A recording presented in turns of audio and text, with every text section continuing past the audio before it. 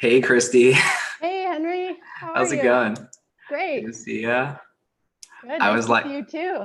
yeah, I was like very excited, so I just kind of thought I'd hop on early. No, that's okay. I also was I was like, ready a half hour ago. And then all of a sudden I was like, I better get this set up. So in case anyone would want to get here early. Yeah, Totally understand. that's Hi, good. Tom. Hello. Hi. Welcome.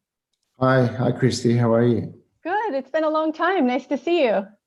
Yeah, it's been a long time. Yeah, I would say 5 or 6 years at least, maybe Yeah, more. yeah, but it's good to see you again. Yeah, nice to see you. Thank you for joining us this afternoon. Or Yeah, what time is it for you? I've been up since 2 o'clock in the morning. It's actually almost 7 o'clock in the morning. Oh, wow. You spent the night with us. Yeah, it's been quite a I should let you all know that we are already live on YouTube. I don't think they have us going live, but I'm set up for that. So just, it could happen at any moment. So just so you know. So what reviews were you on this morning? I wasn't. I was actually working on something. So I was actually, but I was actually on YouTube before for about 15, 20 minutes. Okay, great. So where's the backgrounds? So we got the pink backgrounds today, or what background are we putting up? I think the pink, it's the same today, the pink background. Do you have one from yesterday? Someone's got yellow background. I've got a pink background. Maybe, yeah. I'll have a look. Hi, Kyle. Hey, Kristy, how are you? Good. I'm feeling good because I got us set up. I was, I'm sure all very nervous, even though you guys set it up. You guys set it up perfectly for us, but I still felt like I was going to copy. No, that's copy great. And paste something I was just incorrectly. to make sure that that you were all good, and it looks like you're all streaming. I checked on YouTube, and you're already up on the YouTube page. And then the only other thing would be to remember to record once everything kind of gets started. Great. Yep. I just made a note here for that. I'm going to send you a message here with Forrest and my phone numbers. So then if anything does happen, worst case scenario, just give us a call and we'll figure it out. Okay, that would be fantastic. Thank you. Awesome. Yeah. I'm gonna hop off. I'm gonna have to help out Elena quick, and then yeah. So have a great review.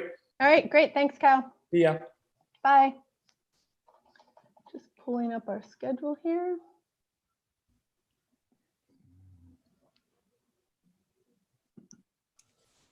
How strictly do you want to follow this background thing? I've seen varying levels of adherence to the rule. Well, you have a leader here today that is not able to use a virtual background, so I'm going to be very flexible. Okay, sounds good. Leading by example. I mean, it is nice that people that are watching can maybe see who the student is and see who the critics are. Yeah, so it's great that Tom has a blue one. I would use my pink one if I could. But I will say I saw. Well, no, I think you are blue, Tom. I think that's right. I think critics are blue. I think faculty are pink. So I think you are correct. Great. I will say I did see a review where the pink was sort of erasing part of the juror's face, which was very. I do have pink. Look, I mean pink. You can see I've got pink sleeves there. It was good, but yeah, it was very weird to see like the eyes and the hair missing. Yeah, I have a pretty decent laptop, but it's just something with its graphic card like just doesn't allow it to work very well. That's cool. It's all right. All right. Well, it's nicer. It's nicer to be on Zoom than we use Microsoft Teams a lot, which is okay. But Zoom works really well. Yeah, we're actually using, we started this semester using Teams as well. Just because it is a good interface where you can keep connected with the students, even when you're not in studio. So we found we're only a week in to studio, but I found it to be very helpful as a place where students can ask questions and you can answer them kind of outside of studio hours. But you're right, Zoom does seem to be a little bit more friendly just for the kind of this type of interface. I'm going to set up a light here.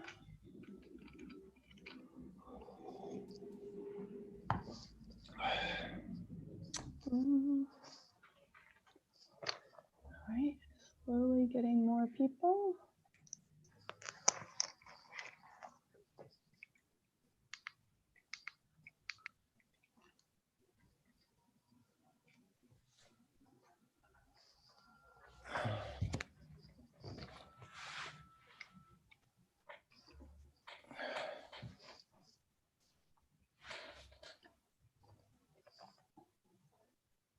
You must have been doing this all day.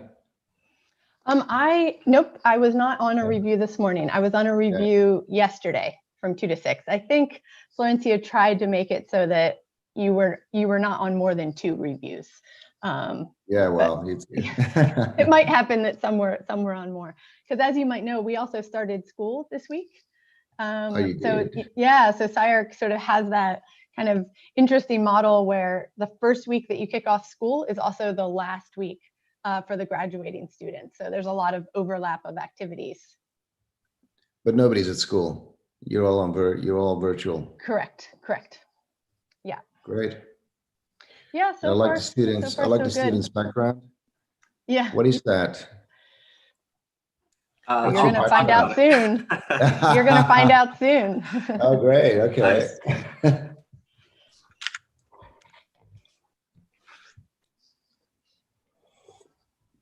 I'm having my morning coffee, as you can see. Yeah, This fantastic. Is the first of the day. It's Sunday morning here in Melbourne. Well, good morning. It's yeah, afternoon. I know, yeah. It's your Saturday, my Sunday.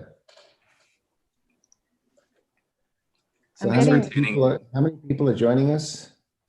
Hopefully we're gonna have 4 students. So there's gonna be 4 students that you're reviewing, and then there should be 3 advisors, myself, Florencia.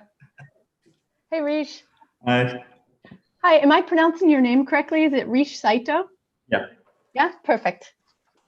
Hi, IRVIN. Hi, guys.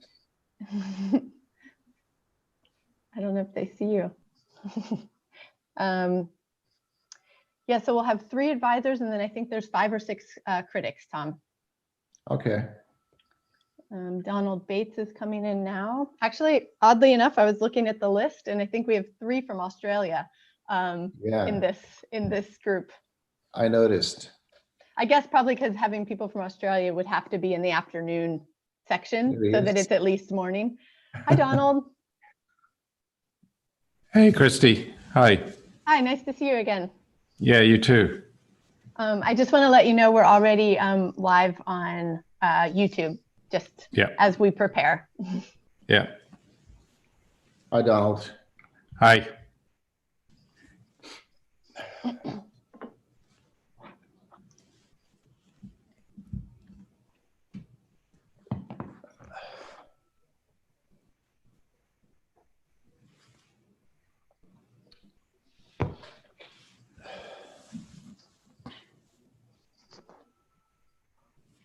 Kristy, you don't have your authorized background up.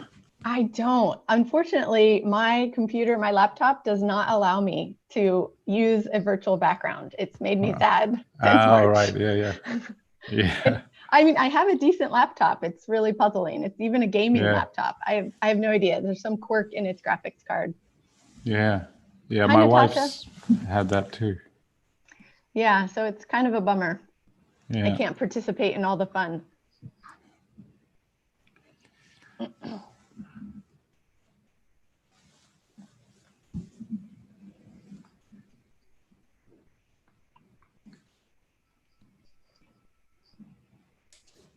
think Natasha's supposed to be in our jury pool, right? Yeah, she's here. Do you see her? Oh, it's on the second page. I'm sorry. Oh. Hi, Natasha. Good to have you. You're muted, Natasha. Natasha, you're muted. Made a good reference.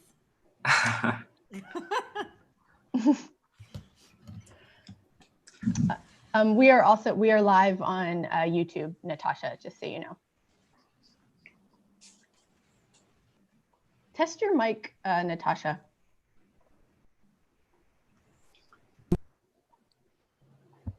How was that? That's good. That's good. It's kind of faint, so I don't know if it just needs to be turned up or.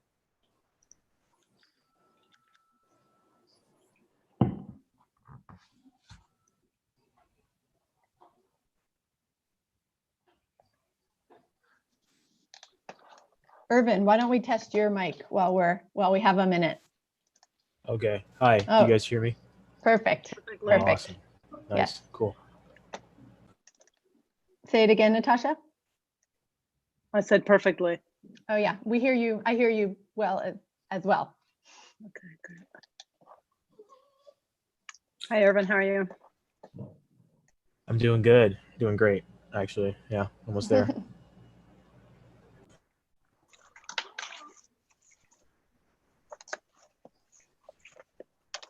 All right, we're definitely waiting for a few more. So here comes Florencia. Oh, also Natasha, I don't think I've spoken to you since I was in AA summer school in like 2016. So I'm very excited to have you. Nice. Hello. Yeah, small world. So good to see you. That's great. Hi, Florencia. Sorry, I have dogs wrestling beneath my desk. I'm going to mute. Hi, guys. I wanted to check in. I see everybody here. Hi, Henry. Hi, Tom. Thank you for joining us. Hi, Florencia, Oh, how no are you? problem. Hi, Irvin. Rish, how you doing, Rish? Donald, again. Yeah, I know. You should. A I'm going to superstar. give you a pink background because you're like a SCI-Arc, you know. I was telling Hernan that I think that, you know, you're part of SCI-Arc. You know, this thesis. You be here every day. I got up early and saw the last hour and a half or so of the other reviews, which is good. That's Never good. enough. Never enough. Zipping Ray. around. Yeah. Yeah. All the reviews. So hi, Yeah. Natasha. I think I see your chair. I don't see you. But so Yash, I see you there. So Kristy, I just wanted to check with you. I think you're waiting on Ferda. Kordae, Kordae, he said that he has a meeting with Busy Love Love. Whenever he finishes his meeting with him, he'll join us. So, you know, I have never received such a better excuse than that. That's like top. Not that, you know. We're also, I guess. I mean, I would say my car broke out. My dog is barking. My kids, you know, my kids need to eat lunch. Right. I don't know. I have to meet. Yeah. Hi, Natasha. Thank you so much for joining us. What was Ferda's excuse? I couldn't hear it. No, Ferda always there. Oh. Thank you, Ferda. What was it? The dollhouse? What did you say? No, it was like Trevor. No, Kordae Henry. He might be late because I think he has to meet Virtual Blob. So he might come later here. So yes. And I think we're waiting for Alisa. Okay, so I think that Alisa, I would get started. She says she's in Australia time also. What time is it for you, Don, right now? No, no. 7 o'clock in the morning. PM, AM. Oh, okay. AM on Sunday. AM on Sunday. Sorry, you said you woke up earlier. Like what is it? 5 AM. Yeah, I got up at about 4:30. Yeah. Oh, yeah. Tom, also, what if we have Australian time? Yeah, I know. When I was looking at the list. Tom, but you may be in Europe. Are you there or you're in Europe? I'm in Melbourne. Yeah. I'm locked down. I'm locked down in Melbourne. I was going to be in London, but I'm locked down here with Don. So we're both in the same city. Amazing. So yeah, Natasha, she's Did you see the march, Don, on Saturday? There was a big march. Yeah. All right. Well, I think we have Hernan joining us as well. So that's, I think we're perfect. Perfect to begin. Hi, Hernan. Kristy, I'll be in and out. I'll come back for Rish. Rish, I'll come back for your project, okay? Okay. Thank you, everybody. We'll be great. Awesome. Text Hi, me Ferda. if you have issues. Bye. Yep, we'll be great. All right. Hello, everyone. I think we have everyone that we need at this moment. I'd like to begin by letting everyone know that we are live on YouTube, and we'll also be recording this session. So welcome to the last session of graduate thesis for SCI-Arc 2020. I'd like to welcome all of the students that are here, all of the critics, and I'd also like to welcome all of the family and friends and other SCI-Arc students that are watching, cheering their friends on, maybe have helped them over the years. We are glad that you're joining us this afternoon, or whatever time it is from where you are joining. My name is Kristy Balliet. I'm a faculty member here at SCI-Arc, and I will be hosting this session. We will have 4 students in this session, and they are advised by myself. By 2 students are advised by me. We have 1 student that is advised by Hernan, Diaz, Alonso, and 1 student that is advised by Florencia, Pita. We have an incredible jury here today that, if you don't mind, I'd like to just take a moment and ask each of you to say your name and let us know where you're calling in from. That way the people that are watching on YouTube can see you and identify you. So if you'd like to start, Tom. Oh, you were muted, Tom. Apologies. No problem. Good morning, everybody. I'm Tom Kovak. I'm calling from Melbourne, Australia. Thank you. Donald. Hi, I'm Donald Bates. I'm Chair of Architectural Design at the University of Melbourne and Director of Lab Architecture Studio here in Melbourne. Thank you. Yeah, thank you for joining us. Natasha? Oh, you're muted, Natasha. Sorry. I clicked it, but apparently I clicked to mute. I'm Natasha Sandmeier. I'm calling from Los Angeles. Great. Ferda? Hi, Kristy. Well, thanks for the invite first. I'm Ferda Kolatan. I'm calling from Brooklyn, New York. I'm an associate professor of practice at the University of Pennsylvania. All right, and Hernan, I don't know if you want to give a wave, let everyone know. Hernan Diaz Alonso, I'm the director of SCI-Arc. Yeah, fantastic. Well, like I said, this is our final session, so I'm super excited. I think the students are super excited. The 4 students that we will have today in this order, we will start with Henry Wang, and we will then have IRVIN SHAIFA, followed by RISH SAITO, and finally we will end with YASH MEHTA. So with no further ado, I'd like to hand over the screen to Henry. And also for those of you that are watching and for the critics, we have about 40 to 45 minutes for each student, and we will take a short break after the first 2 students. Okay, Henry, take us away. Hi, everyone. Just want to say thanks for joining in. I know it's very early in Australia, so I really appreciate it. Let me just give me a second to share my screen and we'll get going. All right. Here we go. Y'all can see that, right? Okay. Cool. Yes, it looks great. Very cool. Okay.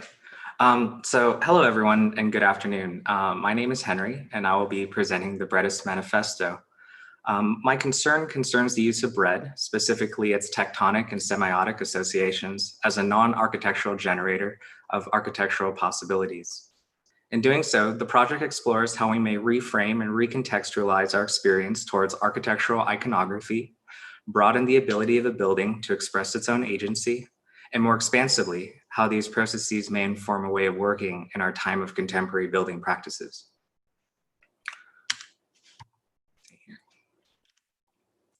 My investigation began with the critique of the classic massing study. As the initial expression of the basic demarcation of space, our industry operates on predetermined metrics of square footage, site boundaries, and program requirements. Its vastly planar inclinations speak immediately to the fixtures, panels, and armatures of the architectural kit of parts that comprise modern construction methods. This form-finding apparatus has an understood resolution, a low poly pixelation holding in superposition our collective hopes and dreams of what could exist. So, can we ask for more of the humble massing study? Instead of working from a place of oversimplification, could we imbue contextual richness and material complexity right from the get-go? Could it be a platform to work within higher tier attributes from the beginning of the developmental process rather than applying them in later stages? And could we look beyond at what sort of desirable qualities a non-architectural infrastructure for form finding may enable? And so I started looking at bread. Why bread, you ask? Well, the fact is that there already exists a breadist architectural historical narrative. If you look at this image from 2050 BCE of Egyptians bringing grain to a granary, already we see there's a built infrastructure enabling the production of this communal food substance, that there is this collective distribution of labor happening that is allowing for the simultaneous development of all cultures. We see this social contract upheld in this image of a bakery from Diderot's Encyclopedia circa 1770. Here, the codification of the bread making process is informed and enabled by the spatial layout and organization of what I see as a clear lineage to the modern bodega. These discrete stations that are manned by this group of people to produce a product to be consumed by a parallel group of people is the lived experience of both bread and architecture. They are the glue that holds society together. And that's not to mention, besides these semiotic associations, the physical properties of bread itself is a highly conducive medium for any number of material and spatial investigations. In this model by Jesse Reiser, we see a geometric form that in aggregate resembles a singular loaf, but composed of these Wonder Bread-esque slices, each distinct and with autonomy, hinting that within each individual bounding box, there could exist any number of possible programs of infinite resolutions embedded within crusty exteriors of, again, infinitely variable resolutions, allowing for dissonant conjectures such as this example of a low-res artifacted animation of a high-detail iconographic interior stuffed within the rind of an entropic loaf-like form of vaguely definable curvature, laser scanned with millimeter accuracy.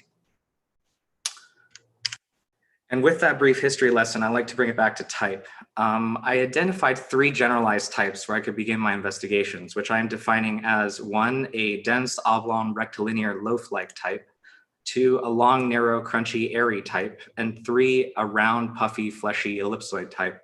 But we can refer to them as the multigrain, the baguette, and the sourdough, respectively. So here we have a smorgasbord of the selected results of my investigations, what I am terming operations. Each operation explores a chosen intersection of interests regarding material and experiential manipulations, formal representation, and socio-political implications. They serve as examples of opportunities afforded by working with this breadist ideology. However, they do not intend to be scale models of built infrastructure, built architecture, although they do establish spatial relationships. And to be clear, they are not a comprehensive pathway to or even strict lanes for experimentation, merely directions. And so without further ado, I would like to present 1, the cheese pull, 2, the stuffed crust, and 3, the bread bowl. The cheese pull typology is part of a larger collection of textural experiments that play with understood norms of material palette and sensory convention. Establishing the bread as the default point of departure, their universally understood qualities are forced into atypical forms, uncomfortable cuts and bends, with the objective of imbuing bread with non-bread-like characteristics, which in turn may inform novel applications for architectural materiality and expression. Here, dense grains are forced to stretch, flaky folds are locked into sheer planes, and crumbles form into spindly precision frameworks. They highlight a strange tectonic contradiction, with each individual loaf having almost a vagueness of curvatures and an identical bounding box, the bread pan, and yet each loaf is irreplicable, the baking process imbuing each with their own agency, their own unique landscapes of pockmarks and crevices and grain distribution, requiring an intensity of precision to model accurately in digital space that is unbecoming of such a humble object. This is what mass customization aspires to be. The stuffed crust typology explores the opportunities of embedding as a way of organizing and destabilizing program. Much like sandwich slices, while the overall form complies with the architecture of the baguette, each excavation has the autonomy and the agency to operate at its own scale and resolution. Where you have the option to make a PB&J, avocado toast, or BLT from a single loaf, each bay holds a speculative work at the scale of a building, at the scale of a city, and the scale of a landscape, all mashed together without any concern towards resolving the adjacencies. And yet the model succeeds in giving physicality to forms that could well remain in digital space. The interface of the mountains with the crust, the depths of the city skyways with the surface, and the archaeology of the basilica all rendered in crusty fragility. Finally, we have the bread bowl typology, which is arguably the most conceptual of the operations, serving as a direct commentary on the diminished capacity of the collective to exercise their political rights in relation to the state. It attempts to conceive formally of an anti-iconography, specifically by undermining the architecture of the US Capitol building. Whereas the actual building stands looming over the populace, its walls obfuscating the procedures of government, here its proud facade is stripped away, reduced to expressing itself through a set of voids with nowhere to hide. It sits meekly at the bottom of a pit, surrounded by rows of open seating for the public, observing the gladiatorial rat race of the politicians below. They at any moment a thumbs down away from the execution of the will of the watchers above. Here the bread serves not as an architecture, but as a scaffolding, a vessel in deference to and enabling the physical embodiment of the will of the people. So in conclusion, by utilizing an architecturally adjacent non-architectural form generator in the guise of bread, the thesis explores a workflow where the interest lies in the setup of spaces and context with an inherent tactility and materiality that hopefully allows for a greater richness in design. It is a celebration of a non-conformist, non-constricting, non-sterile, non-cookie cutter Sears catalog globalist identicality that is rampant and genericizing our built environment. It acknowledges that architecture deals with buildings, that they exist and therefore must negotiate the concerns of physical space. But we should not let established frameworks and ingrained processes limit our capacity for imagination. And that is the Breadist Manifesto. Thank you. Could go back to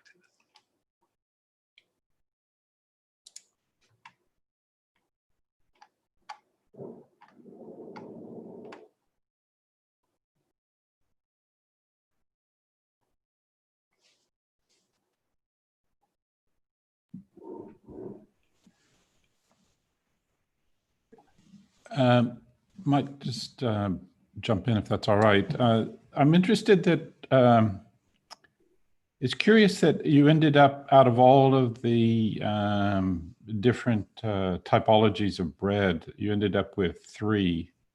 But the one which, given where you sort of end up, particularly talking about the US Capitol and politics and relationship to the public, that the one bread that you don't have per se is just a loaf of white sliced bread.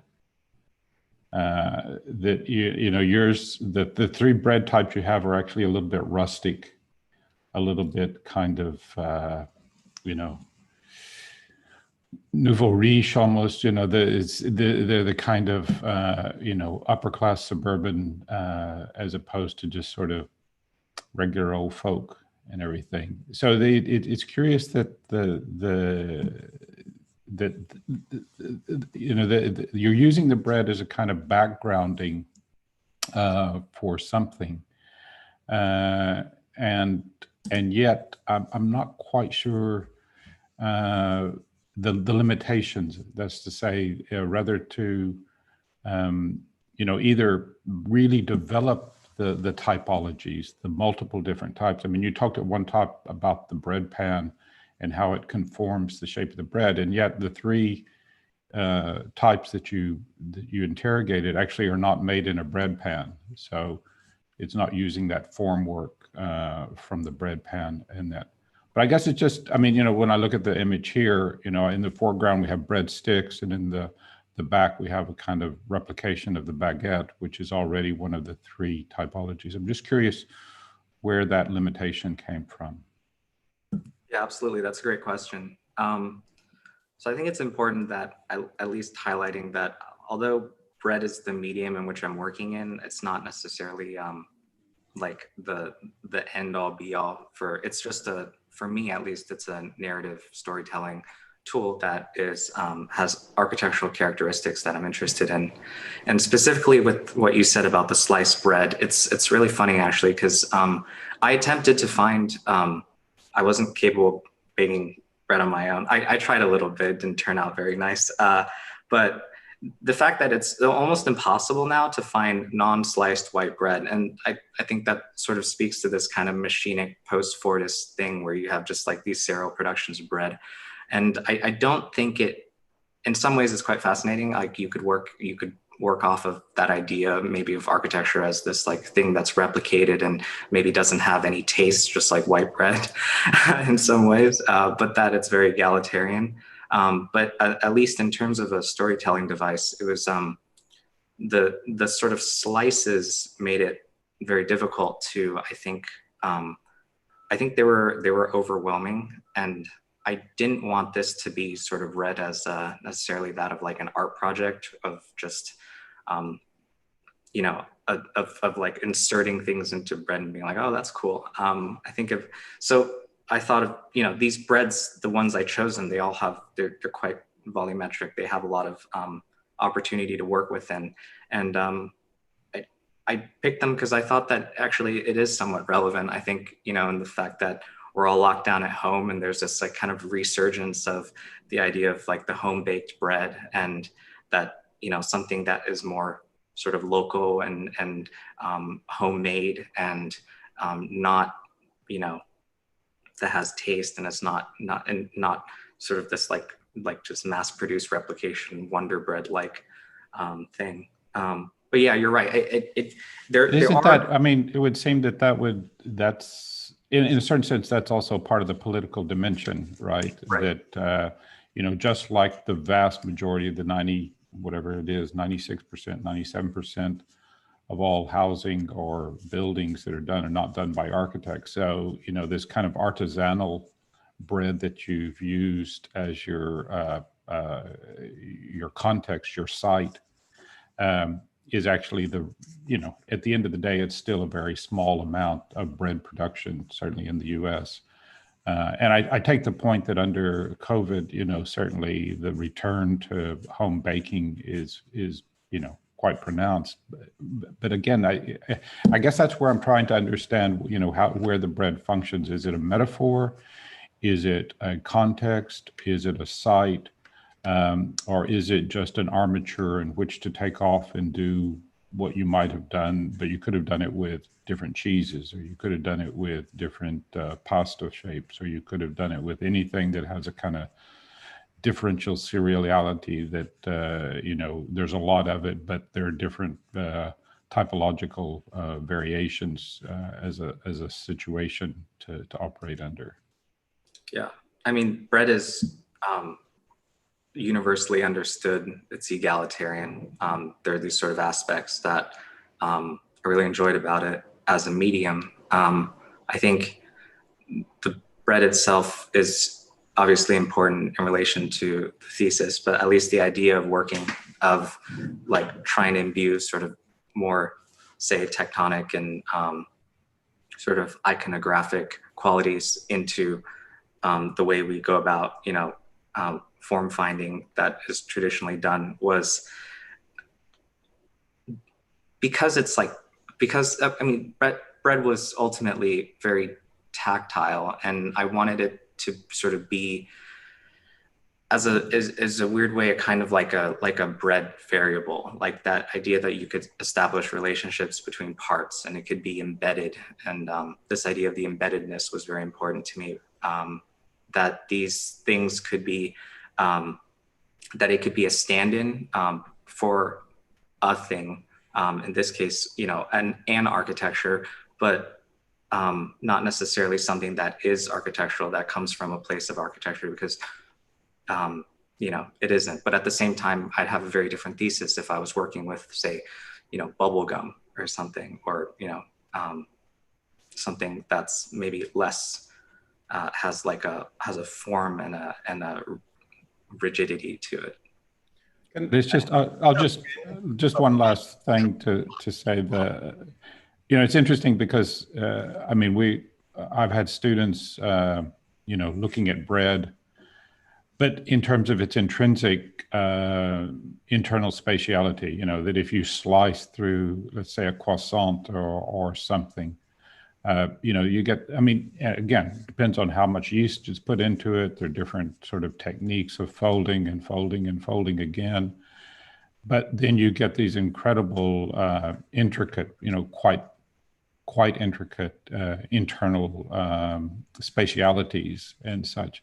But again, through the image you show here, you're just actually embedding pre-existing spatialities, and the bread is just a kind of curvature for that going on. So I'm not suggesting you had to do it the other way around, but there are some non-repetitive spatial implications of bread with yeast and the carbon dioxide that's released and how it forms depending on how long it sits or how it's baked and so on and so forth. But again, I'm just trying to understand where the bread helps you. And again, that's where I guess I go back to the question of how much is it a metaphor for a site and a context, or how much is it about having some specific material conditions that help to situate your thesis. Mm-hmm. Well, what you just said right there with the yeast, and that was one of the limitations I had to put on myself with working with bread. I think there is a vastness, if you look at, I was looking at, Gordon Matta-Clark's fried photographs, and this idea of mold and, material transformation of burning. And it just, I decided not to go down that path because I felt that for me, at least, it was important and that there was enough to work with in terms of the loaf itself, at least maintaining the sort of visage of the loaf, that it really was important, at least narratively, because it wasn't necessarily something that, I wasn't proposing that by changing the sort of material properties of bread, that it would at least adjusting the bread itself, it would sort of yield these different things. The bread was more of just a way of looking at, it was sort of like a counterpoint to sort of the Rudolf Wittkover mathematics of the ideal villa, this reductive process I was seeing in kind of this form finding, where I was hoping that with bread, there was enough inherent complexity and inherent strangeness and variability in the production of it, that it could be a great medium for that storytelling. But you're right, there are definitely limitations, and even the selection of the 3 bread was a limitation. There are so many different types of bread that this was definitely a sort of specific dive into a specific interest and not comprehensive of all possibilities. Yeah, if you may, I jump in here. I think that I agree with the sentiment in Don's comments, and I think the question is not so much about a universal grasp on the topic of bread and architecture. I think what is sort of left a little bit unsaid, and again, I'm going to echo some of what already has been said, is in fact the specificity which you're claiming, and I have a hard time finding it. I think it's a really fun and interesting project, just to say that and put that out there. And I think it's really it's well done, and I really enjoyed your presentation. But I do feel that you're sort of a bit too comfortable in this realm of somewhat non-committal dealings with the notion of the bread. You just touch a little bit on issues that are political and cultural and historical. You touch a little bit on the issue of type. Then you touch a little bit on the issue of form and geometry. And then more or less in white and neutral color, you sort of position, as was said, existing architectural and topological forms into the bread. And I think at that point, the bread no longer matters, and the histories of the bread don't no longer matter in the way it should be. And it becomes indeed something that could, as far as I'm concerned, be easily exchanged for something else, and it wouldn't so much impact the project inside the bread.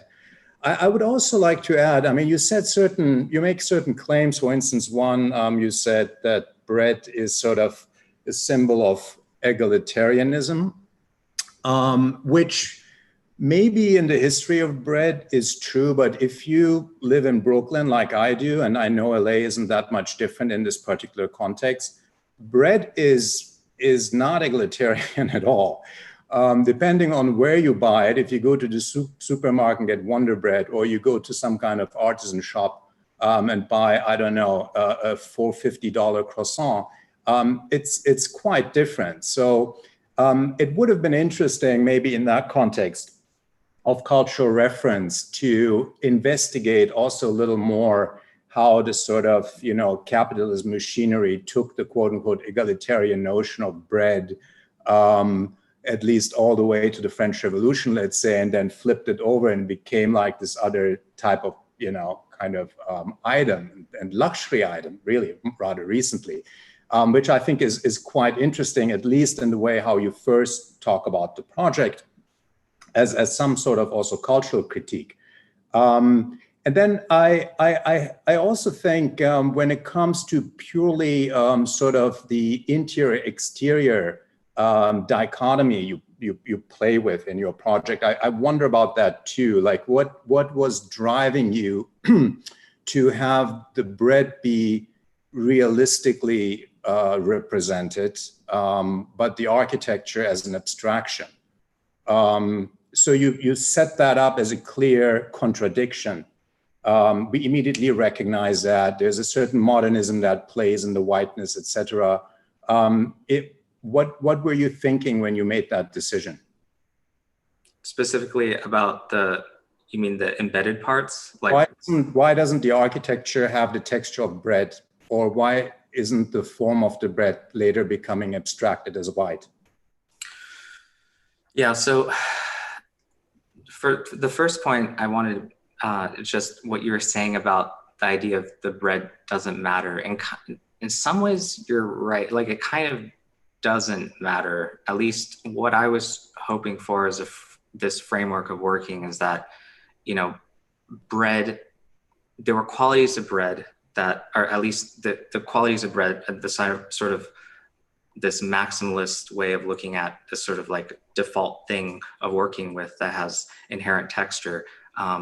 And then there were, by working with bread, there were things I couldn't ignore in terms of its, semiotic associations. But I don't think that necessarily it needs to be limited to bread. And I don't know if that is necessarily a weakness of, is a weakness or a strength. But I do think that the idea being that maybe one day, if we're all thinking like a breadist, that you could swap it in and it becomes the status quo, that you could swap in maybe another like pasta or something I said before. In terms of like actually making the architecture more bread-like, this is so this was kind of a sort of a struggle too, because I didn't want it to become necessarily a technical project in terms of like, how would I actually make this texture onto something? I mean, there's obviously, I was looking at the OMA proposal for the Broad where they used, air cannons and stones to sort of dent, these uniform panels. And so every time you fired, the stones would kind of reconfigure and you'd have this like random displacement. And so there's definitely work there in terms of like making it, maybe more bread-like.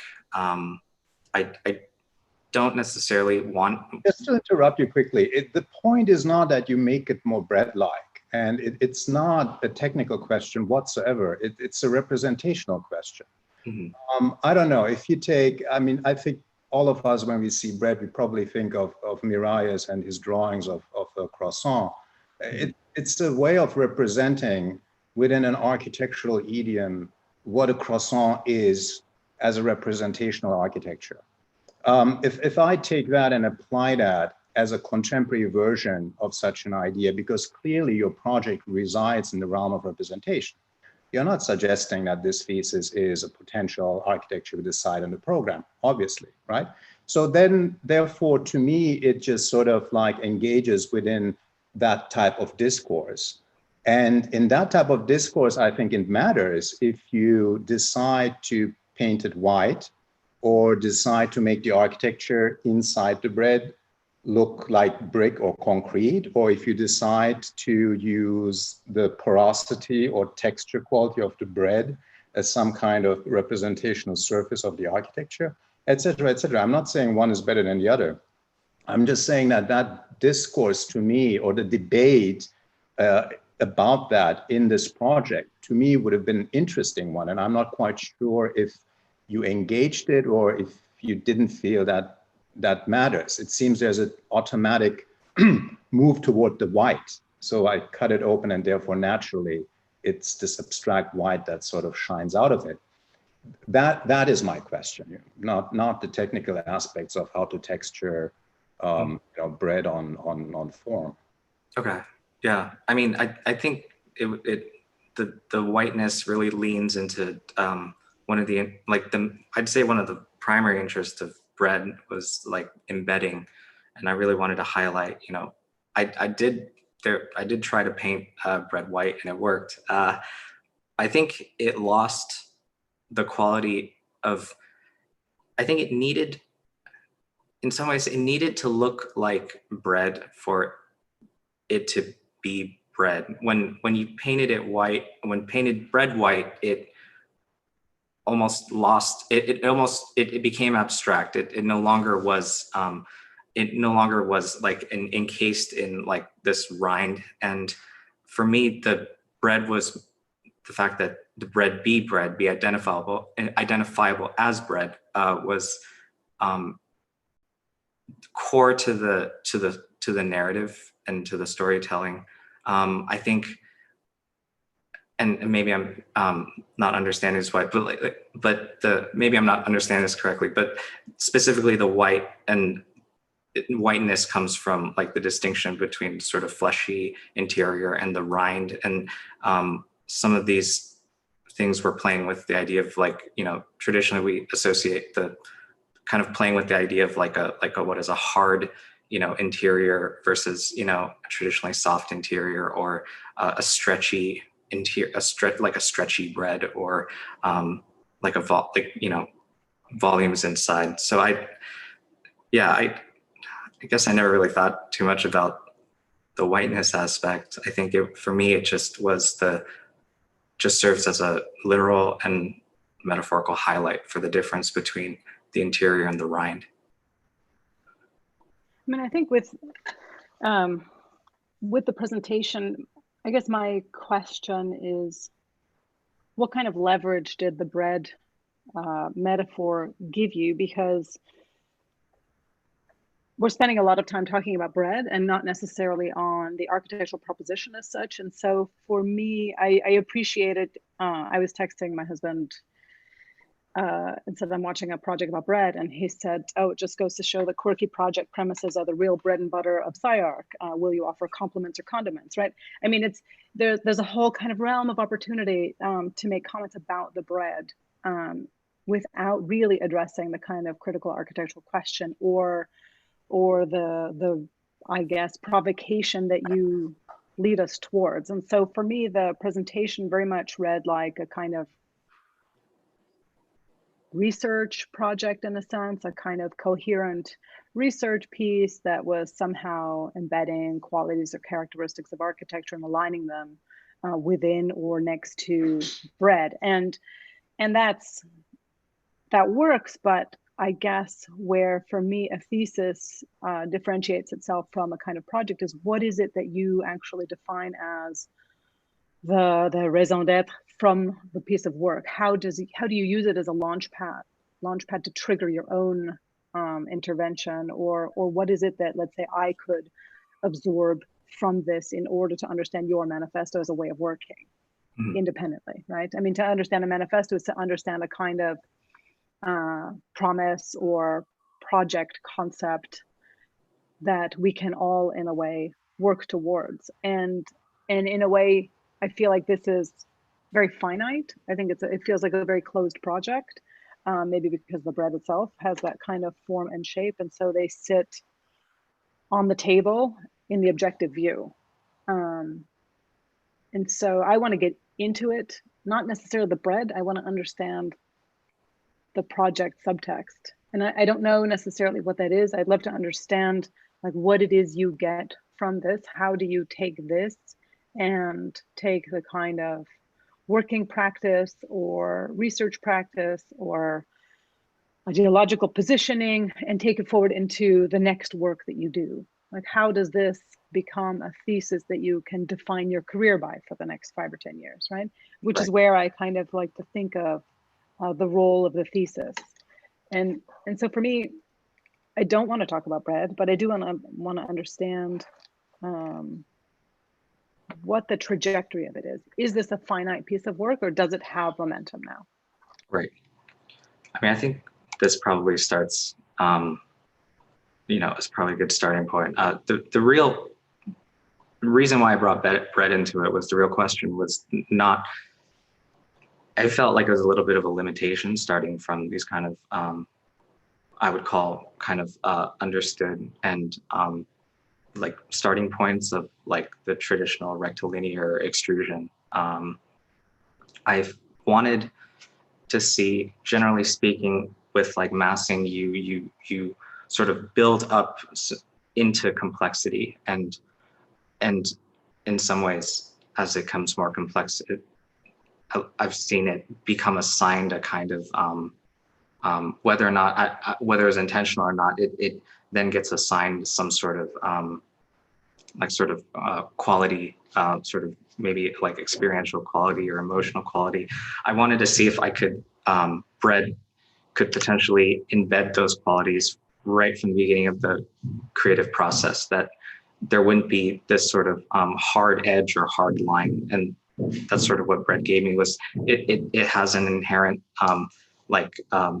volatility. It doesn't want to fit in. Every piece itself is a little bit off, a little bit strange, but they fall into typologies, which was important. That it wasn't like every single type, like every single type of bread falls into the type of its bread, baguette, sourdough, multigrain. Right. So it's just, then again, we were talking about the bread so much, and I'd really rather have the conversation be about architecture in a sense. Right. So I have a bread text group with current and former SCI-Arc faculty, and I just made bread today, and we were exchanging the usual bread texts. And so, but those conversations are very bread specific, and this one has become very bread specific again. And I guess for me, the kind of provocation wants to sort of elucidate more qualities that one could align with or assign to architectural questions or problems. So when I lived in London, we went to dim sum all the time, and we would order, and if I went with new dim sum virgins, I would say, okay, we're going to order this and this and this. And like, what's it like? Well, this is the 1990 for the Chung Fun is like the 1994 Yokohama project. The competition drawings, not the built reality. There was a mouli dumpling that was like Greg's Korean Presbyterian Church. There was a gelatin dessert that had suspended pistachios and some other weird thing in it that was like OMA's Bibliothèque. That there were ways of talking about form and texture that crossed over from food to, or from dumpling to architecture. And it was a really immediate visual and textural kind of question, or I guess connection. And so here, what we're looking at again is just the exterior. And so the only time we really see interiors are in the sections, which aren't that frequent. But then when you talk about the kind of formal consequences or typologies, it's again to the overall object. And so perhaps it's like thinking about the slice more consistently, or thinking about the relationship between interior and exterior. Like in my SCI-Arc bread text group, it's like, oh, how's your loft? Let me, cut the thing in half. Let's see your loft. And I'm like, oh, the architects always want the section. And so that for me has been a really interesting text group to have with architects who are also bread aficionados. Like they're really interested in the section and the loft and the texture. What's the density? And we're all talking about very, very material questions. And so I feel like in that group, we're talking about architecture more than we are bread. But here I feel like we're talking more about bread than we are architecture. So it's in a way a balance of finding or fine tuning the role, the presentation, and the kind of, I guess, piece that you use to thread architectural concepts together, which in this case is bread, to find balance for having that not overwhelm necessarily the whole conversation, and really allow the kind of finer points of what you want to talk about to come out more, so that we're not all talking about, textures and qualities of bread, but how we can make those connections to architectural ideas or formal consequences. Yeah. I mean, aspirationally, I think. Can I just jump in quickly at the end of that comment?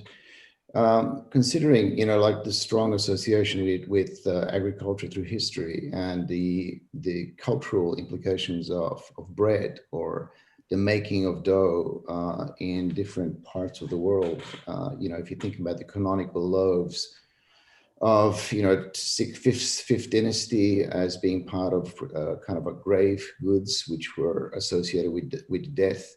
The idea of, how we, in Europe, if you speak about brown bread, or it's actually called black bread. So in the United States, other places, we don't call it black bread, we call it brown bread in Europe. But if you think about the association with brown bread being to do with, associated with the working class, or it wasn't so highly regarded. So the idea of the chemical compounds that constitute the making of bread are also so relevant in the way you may discuss architecture or spatial production. And architecture has always been associated with the idea of objects within the situation. So wine, bread, very much related to Christianity, to history. It's got such a rich tapestry of possibilities. And I actually have worked I actually have made bread. I worked for a bakery for about 6 months, which was a very difficult job because you have to get up at 2 o'clock in the morning, like SCI-Arc, for these reviews. So the idea of, when bread is made, it's always made at night. You don't make it during the day for the next day. So it's a very difficult process. And the idea of actually working with this technology, which makes the bread in a kind of an artisan way, where I was actually working, and how you make it for different shapes and sizes and types. And then the different shapes and sizes of bread, for example, are very connected to particular cultures. For example, Italians wouldn't buy toast bread, industrialized bread. They would buy a particular loaf of bread because it has a cultural association. So we were making bread for particular cultures, which was very, very interesting. School children were fed sliced bread because it was great to make sandwiches in the morning because associated with the way you measure time. Bread breaking, which was considered part of dinner, was traditionally round. So there was this cultural implication that traveled through time to become connected with the way we evolve as part of a particular period or particular culture. So I think that, when you think about, how chemically bread is made, how it differentiates, it starts to open up the same dialogue as we would think of tools. The tools of making bread, the tools of making design, the tools of technology, software, for example, how we can produce objects. It doesn't matter what shape or type it is, but the meaning of bread changes in different cultures. So I think to bring this kind of a perspective, which Natasha is speaking about, the discourse of architecture, how we do it in London, how we do it in the States, how we do it in Italy and Greece, it varies. It's got different meanings, implications everywhere. The way you score bread. So I think that one thing that I would like to see in these projects is the techniques, the tools that define the possibility of understanding the bread as a kind of ornamentation, part of culture. So it's not just an inside out, it's also an outside in. And I think in the project here, we see kind of traditional scoring of bread or techniques, but then we break it apart and we actually make the space within. So I'm just wondering, I guess I would have loved to have seen more connection back within the idea that hands make the bread in most cases. It's how the tools that make the bread are associated with the final product, and also the time of making the bread, because the way you use chemicals, in the late 19th century, we started using chemical additives such as sawdust. I'm not going to mention other materials because it's quite daunting that the way we sort of polluted the idea of the purity of bread. So some of these discussions, which I didn't see, would have been very interesting to understand, because it's the same dialogue that we have with techniques of making concrete, the way we think about steel, the impurities of hybrids. So what happens in the idea of hybridization of materials and how this transports itself to the possibility of understanding the formal and spatial diversity when we start to think about these conditions. Anyway, that's my take on that. Yeah, well, I would hope that aspirationally, I was hoping of kind of co-opting those qualities of bread that you just mentioned, Tom, and applying them to an architecture that isn't sterile, isn't conformist, isn't constricting. Really, it might my main goal was to see what is it like to negotiate with a non-architectural object that, like, it fights you. It doesn't want to stay still. I mean, I don't know if you've ever tried to spackle bread. It fights to not be planar, not be, you know, it swells, it molds, it loses air, it crushes, it's lopsided. And I see this sort of like kind of replication of the same kind of form of architecture, say like, you know, mass housing across, you know, every city, and it's sort of the same. It doesn't really speak to sort of necessarily its local context, and it can bread, not necessarily bread itself, but the fact that it's this replicated universal thing, but each of them have their own kind of agency and uniqueness of form. Can that in some way translate to a built architecture? Can we, you know, give architecture that kind of customization without turning it into a technical exercise? But yeah, I mean, I'm interested. I think Natasha's comment about, you know, we're only talking about the bread, I think is quite accurate and quite strong. But I wonder if that's because for me, I'm trying to get my head around it a little bit. And potentially, from my point of view, it's for two reasons. One is that this is a manifesto as opposed to a thesis. So you're putting it out there as a kind of declaratory situation. And in one sense, therefore, it's quite brief. It's got a great deal of brevity. You know, I mean, I look at the images and, you know, there's only 20-something images. It's not about the number, but they're quite declaratory. Each one is kind of stating a very clear position, but we're not really seeing any development. We're not really seeing any iteration. We're not really seeing the testing, you know, which is, you don't test things in a manifesto, you just state it as a given.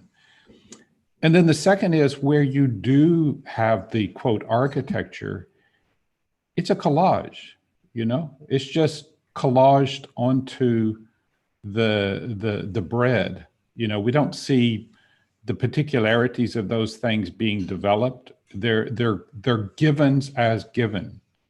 And then they've got bread crust around the edges or as a containment and stuff, however the images were actually constructed. But at the end of the day, there's no development of the architecture. We're not seeing, so again, because it's a manifesto, it's a kind of stating of a preordained fact or a position without any evolution to the architectural component, which is why we end up only talking about the bread, because the architecture actually is the most static thing of all in the presentation. The storyline of the bread and the history of bread and bread making and what bread does socioeconomically and so on and so forth is there as a kind of background, but the actual architecture is inert in that sense. So it just seems to me that as much as we'd like to talk about the architecture, actually the architecture is the most fixed of all the possible elements and such. So I come away not, I mean, I understand, well, I think I understand the differential condition between the whole grain piece and the baguette and the bread bowl or whatever it is. But again, they're, as part of a manifesto, as opposed to a thesis, they're declaratory. They're just stating differential moments to make a point, but they're not necessarily being developed beyond that. Absolutely. Yeah, that's definitely something that I would hope I can go down further in the future.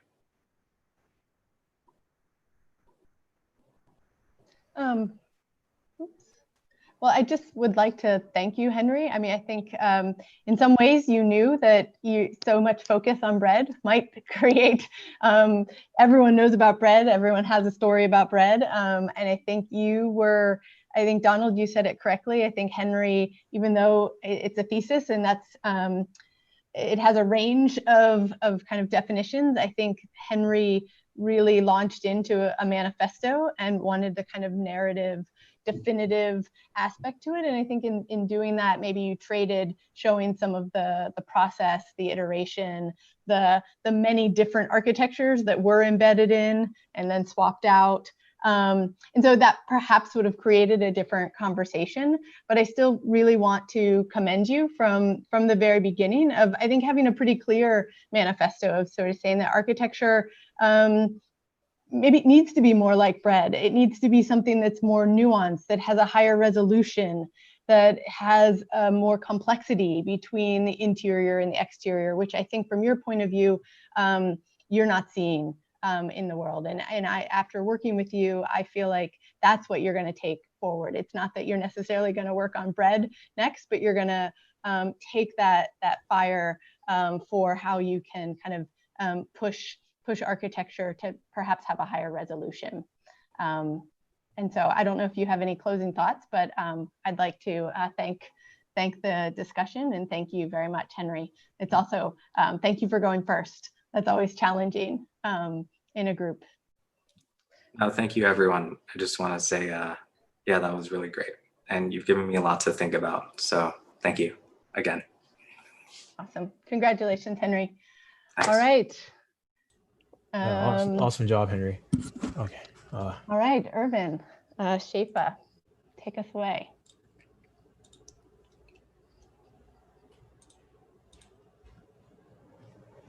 Okay.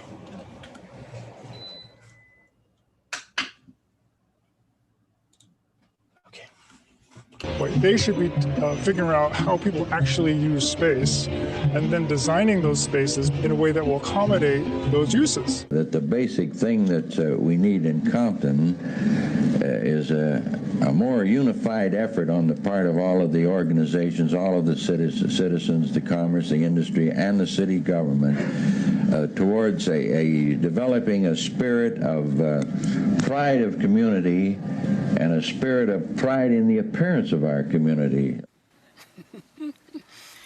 As I mentioned, gentrification is not the same as revitalization. Revitalization refers to neighborhood change, improvement, upgrading, but it's done from the bottom up. It's usually done with community residents and community organizations, often with the help of public and private sector, but they're improving housing, attracting businesses to the corridor, making the neighborhood safe and clean. To take us out of the box. Literally and figuratively, we live in boxes. We leave the womb when we're born and get put directly into the tomb. We get put directly into our first square space, which is the beginning of us going from being multi-dimensional and completely imaginative to placed onto a grid. Space is sort of perceived through the accumulation of objects. And architects, we quantify space through the X, Y, and Z planes.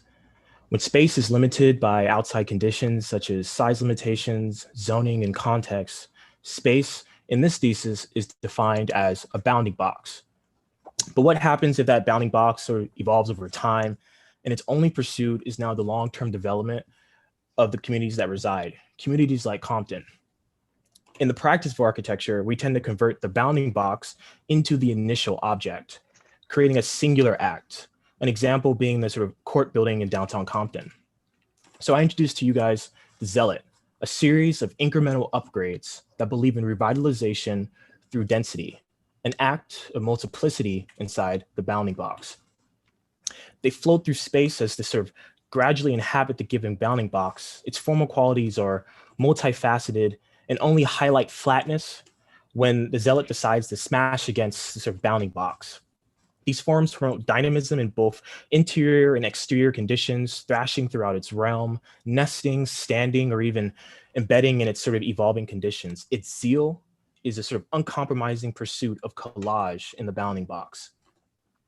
So where are the implications the Zealot has in the scale of the city? It's sort of developing boundaries. At the community scale, the barbershop along Acacia Street is formally struck in these like old zoning limitations.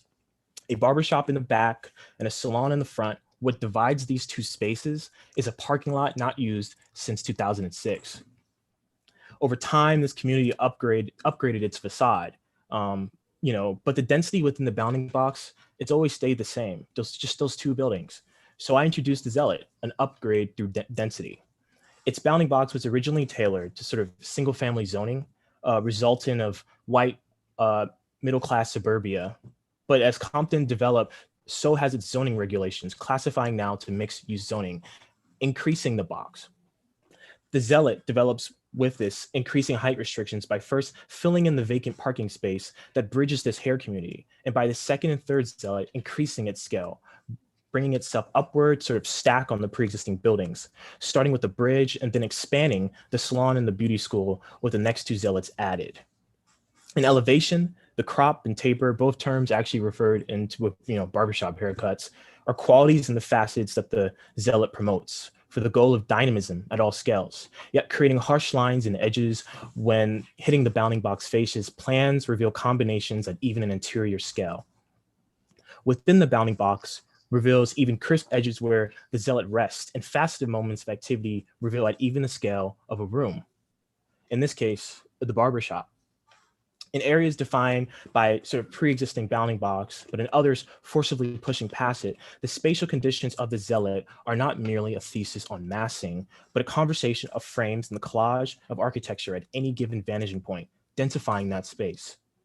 And at these vanishing points reveal flatness, but at other moments, multifaceted behavior, allowing new connections to sort of pre-existing components.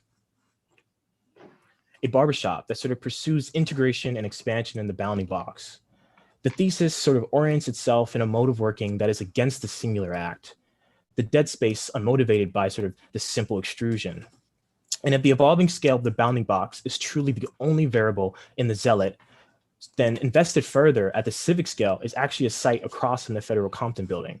And just to give you a reference, if you look down, maybe at your bottom left of the screen, you can actually see where the barbershop was. So this is all relatively close to each other in this part of Compton. In 2020, the architecture that resides in this massive bounding box is one object hosting a series of businesses and actually a bodega. And on the right, a large park serving no one in the community, actually. The building being merely an extrusion, providing nothing for the rest of the bounding box.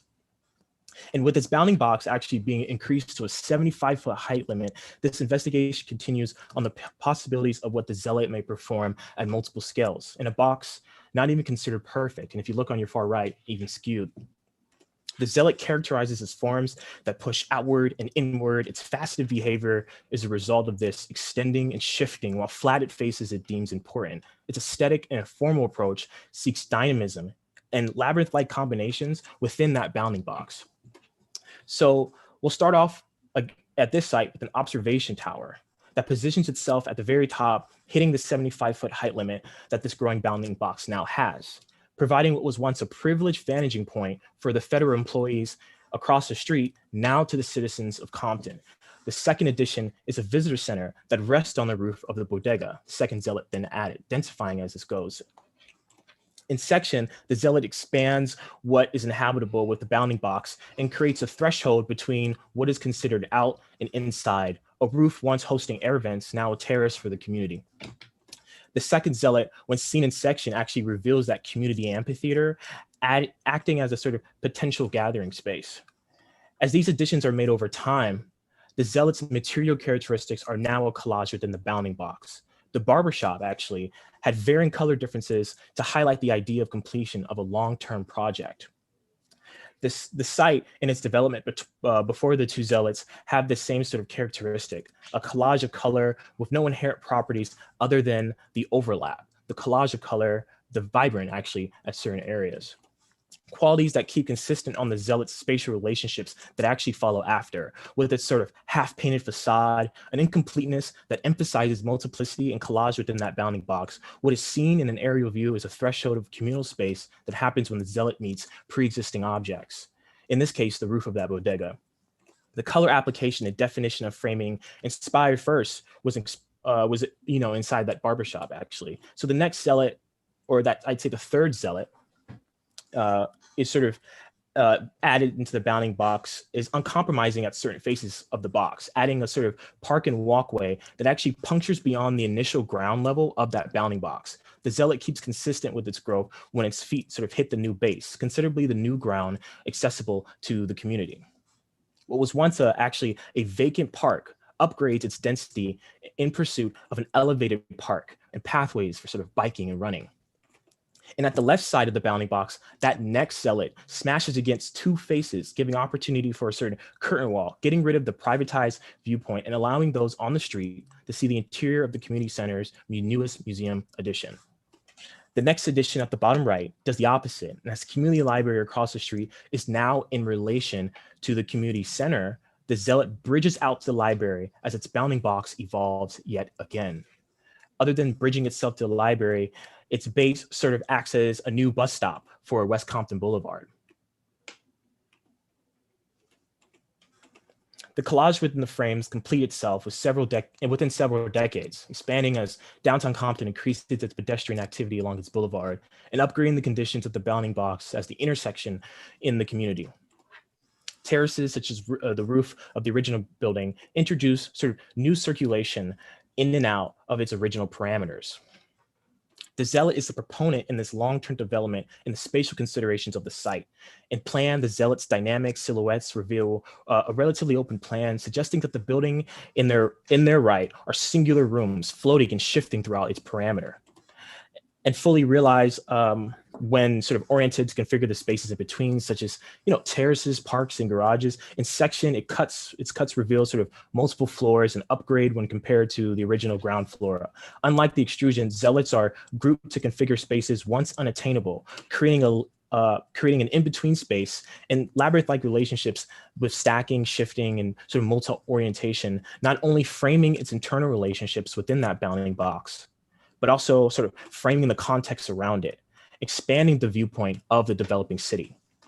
What follows are a series of community and visitor centers that promote the localness that the original extrusion started with its sort of series of shops, and the zealot finalizes the zeal as a collage, adding and either highlighting or determining the legitimacy of those frames.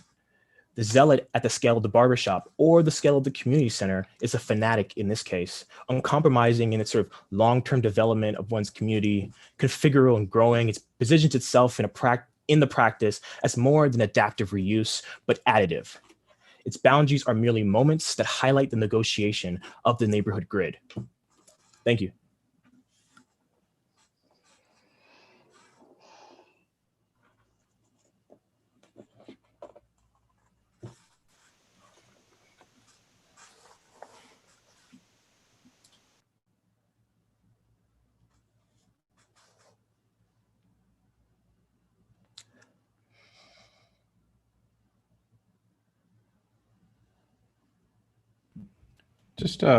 Just a point of clarification. There was a point when you talked about a sort of observation tower, I think going up to 75 feet or something like that. Yes. Is that in part of this? Because here, when I saw the overall image, it looked like everything's about maximum of 3 or 4 stories. Yes, it is. I can maybe, yeah, that's like, so there's an idea right there. Yeah, so that it hits that limit right up there, and then across the street, actually, to the library. Yeah. So. Okay. All right, thanks. No problem.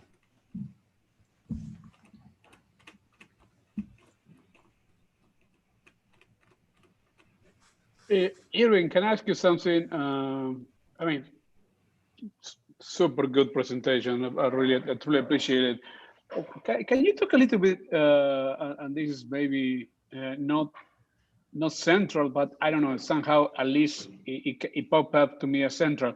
You have a very peculiar drawing strategy of representation, which is trying to merge very kind of a traditional old format of drawing combined with this.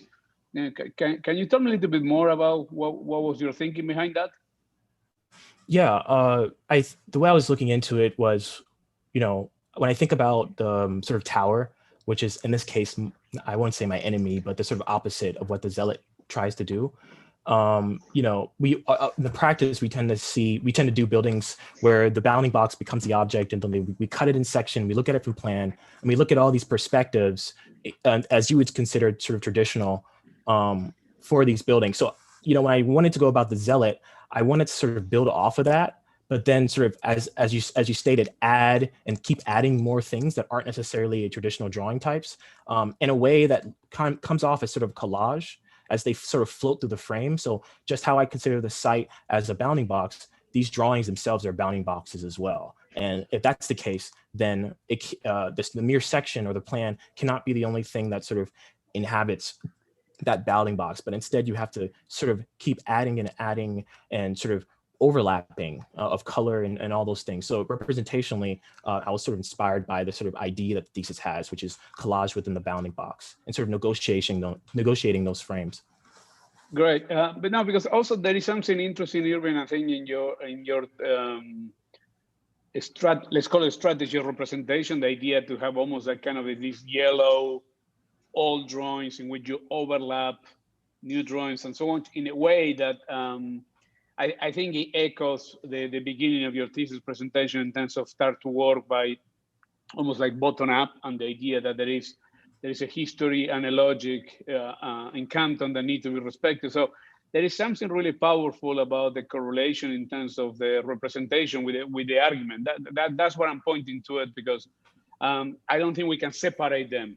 And as much as I like the hypothesis of the project and the strategy of the project, I also like the coherencies of the language that you choose how to express that, and the back and forth. I really was taken away from the moment that, okay, there is a kind of a more conventional, not conventional, but more contemporary render, but then it goes back to these collage techniques. But also, it's not just the collage technique; it's kind of almost a patina that each of the drawings are carrying to the table. So there is this kind of a trying to make it, okay, this is a project I'm operating now, but also it's building of the history, but also the drawing reflect that history. So there is, I find that super powerful, Irvin. I think it's a super smart, it's a very smart way to communicate to the visual language of the project, which I think is very coherent with the ambition of the thesis. So I commend you for that. I think this is a remarkable part of the project. Yeah, pick up on Hernan's comment. I would like to weigh you in, have you weigh in, Irvin, a little more on that, because it appears that there's sort of a counterfactual argument that you're making here because of the sort of aging of the representation and the yellowing of the paper. So I'm reading this kind of like a parafictional approach almost, where it has sort of like unfolded over a period of time, and you're almost like the narrator of this sort of alternative history. Is that part of the conceptual argument, which would sort of take it away from a more sort of personal take on it and would sort of spin it into a development that would have included agencies and, you know, communities and architectures in a way that you're sort of representing rather than a particular individual strategic approach? Are these thoughts that register in this type of presentation or not? Yes, it very much is. I think a drawing that maybe really highlights what you're saying would have to be, if you remember the barbershop, I had a drawing that kind of shows that upgrade over time. So before the Zealot was even introduced in 2008, it wasn't even you know, a salon. It was actually a Minutes and More. I think that's for like tools and stuff like that. And then, you know, this business grows into a sort of salon, and they paint the facade. So it's something that I think that the Zealot, it's not an agency that's foreign to the site. If anything, it's representative of the sort of revitalization efforts of Compton, or it's been more specifically downtown Compton. And so the whole idea of like painting and, you know, things looking a bit rustic in certain areas, the idea that over time, some of these buildings are made at different time periods, and, you know, there's an overlap. So like no building not necessarily might have the same texture and material. It might, you know, it might be something that's done over time, essentially, where, you know, the idea of revitalization where when the zealots need it, it will act upon that. Okay, I have another question for you. The bounding box argument, I'm not entirely certain I understand it fully as you see it. It seems you want to overcome it, but not really. Is that fair? I mean, you want to stick to it in principle, but you just want to engage it in more varied ways. Would that be a fair assessment? Yeah, it would be. I think where I was starting off in the sort of barbershop, if you remember, it did follow the bounding box, so it never went past, and its sort of multifaceted behavior wasn't as much as the sort of the community center in that scale. So I think the thing that I want to sort of highlight in this thesis, something that we can also think about too, is that there's different scales of these bounding boxes, and in this case, for this thesis, the bounding box in this case is the sort of zoning regulations and whatnot. But it could be anything else, like, for example, the scale of the model I had. And I think scale is actually a factor in terms of like filling the box and versus sort of coming off as full or feeling full. So that it's more of a negotiation in terms of like the box itself actually grows over time. So it's actually saying that like, when you build for the limitations that are set upon you at that moment. But the thing is, especially in this case, that bounding box is now at 75 feet, and this sort of bodega is nowhere next to the amount of square footage to sort of complete that box. So there's that overtimeness that I'm really interested in terms of like the bounding box is actually continuously developing at this scale. And so when the zealot sort of pushes past it, or negotiates at its sort of corners, as you see in the museum, it sort of increases the scale of the project to not just about the singular sort of zoning regulations, but how there's a bunch of bounding boxes around us, not just where our site is. And it's that negotiation of the neighborhood grid that would be sort of the next step of the thesis. I think it's a really accomplished project. It's very well developed. It's super intelligently presented. I like it a lot. There are a number of things that throw me a little off. I do wonder why, in terms of an architectural language, it seems you're stopping somewhere in the 90s. That's the feeling I get. There are certain registers that I think we all have here, from Lebbeus Woods to maybe even Liebeskind and Neil Denari. There's a certain set of characters that jump out to me at least, and my assumption would be to others as well. Trusting how you're in charge of your project, that cannot be just a coincidence. So that's one observation I have. Why stop there? And then the other observation I have, I think your project gets really interesting also the moment it leaves the bounding box, because while a lot may be determined by it, a lot also is not determined by it. It's particularly when you go to the sort of more political understanding of why a city is the way it is. Also the infrastructural, by the way, some of it is driven by gridded nature and some of it entirely is not. So there are whole other sets, I think, that can be engaged in the project. And I think that's great. It's not to be expected you do all of it, but as a thesis project, I think Natasha was mentioning that with the other earlier project, it's, you want it to have a lot of contingency to go forward on other kinds of questions. So to me, the opening from the bounding box as literally sort of describing the space of a lot, and then sort of fragmenting it inward more and more and more to create diversity.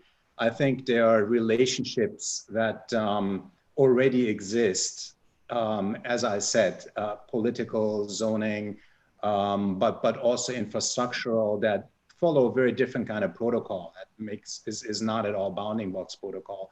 To sort of weave those into sort of the next step of interrogation to these problems that you touched on, I think would be an interesting move forward as well. Could I add something to that? When I first saw your project, I thought it was a step back in time. I look at the techniques that you're looking at, and for me, I was looking at the relationship between text and meaning, and it's almost like I was looking at a deconstructive type of response to your project, which instead of placing emphasis on the formal or the platonic, it starts to look at the idea of appearances. But at the same time, I'm kind of looking that you're rethinking, or maybe you're not, but rethinking some of the assumptions about the operations and procedures of computation. And when I look at what you're doing, it at the same time, it starts to look at discreteness in a non-computational way. And it starts to look at a new way of thinking of a discourse about materiality, as opposed to the way computation was looking at architecture through continuity, nature, flows, and the analytical process that computation could actually afford. Here, we're starting to look at, you're starting to think about a new way of radically reforming how form and space can start to be perceived. So would it be fair to say that you're actually looking at something from a place of appearance rather than trying to articulate a position of spatial diversity?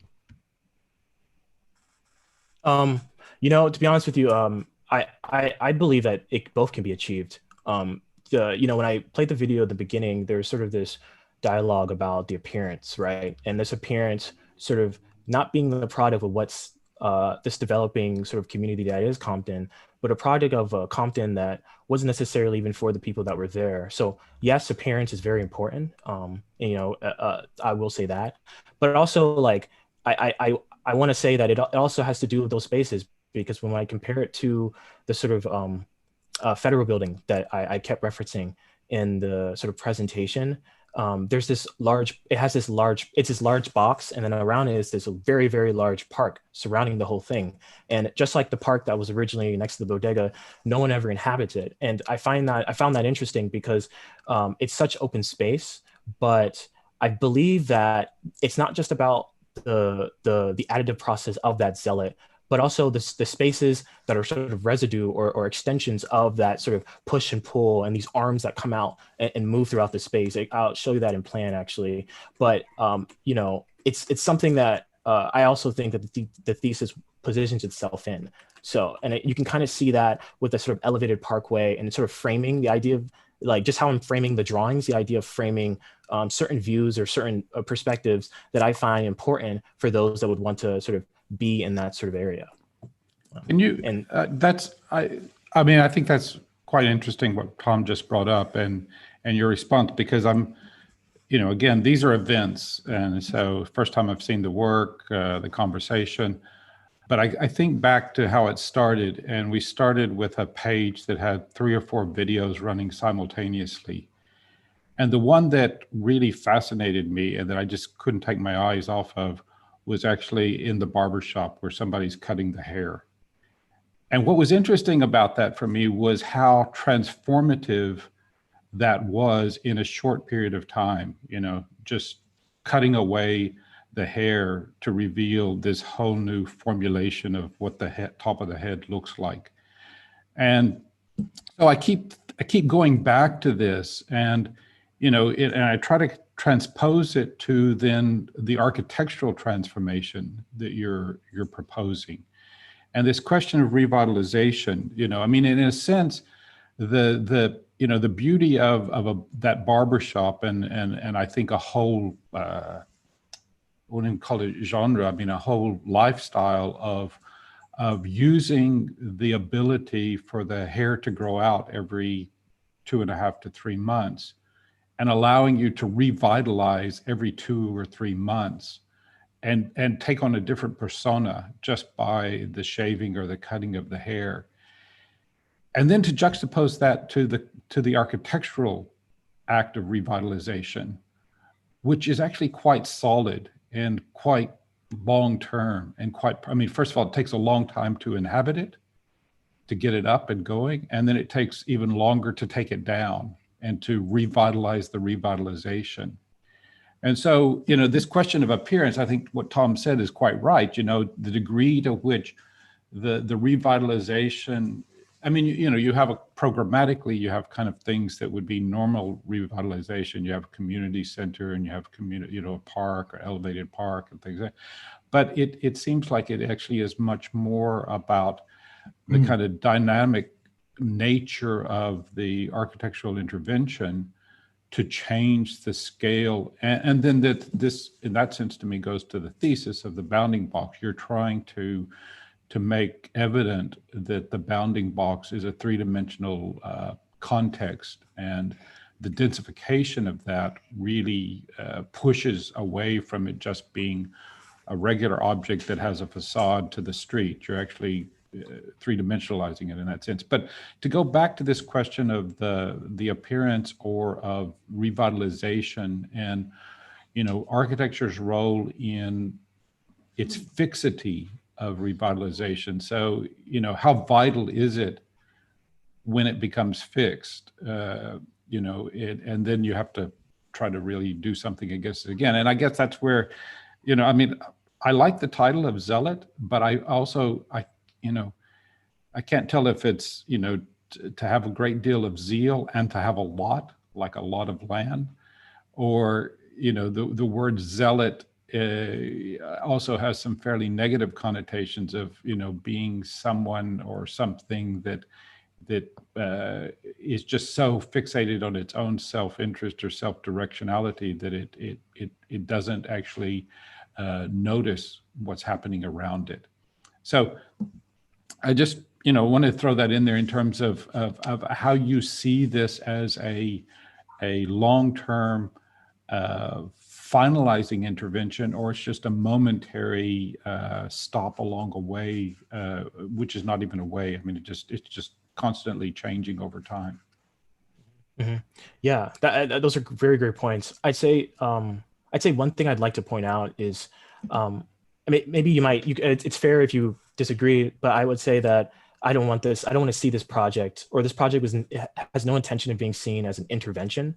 Going back to that sort of word zealot, I see it as a very positive thing, because the sort of fanatic-like behavior is something that communities like Compton sort of never had the opportunity of having, and that's something that I'm interested in sort of from here on, actually, and like is sort of you know, broaden that and you know, be specific on what that looks like.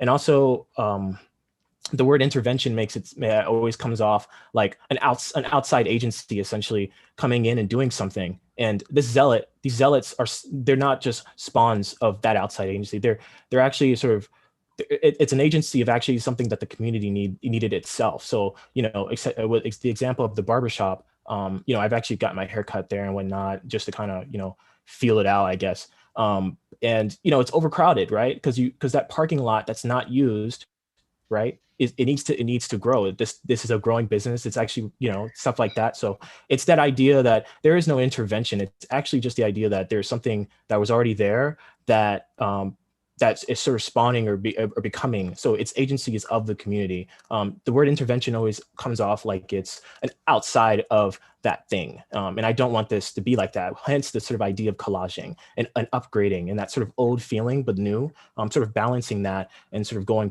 and beyond it as well. I think that's a great answer, Urban. Really great answer. I mean, it completely changes my perspective on the word and the way in which you are using it and implementing it. I think it's super smart. I was wondering what you meant by zealot.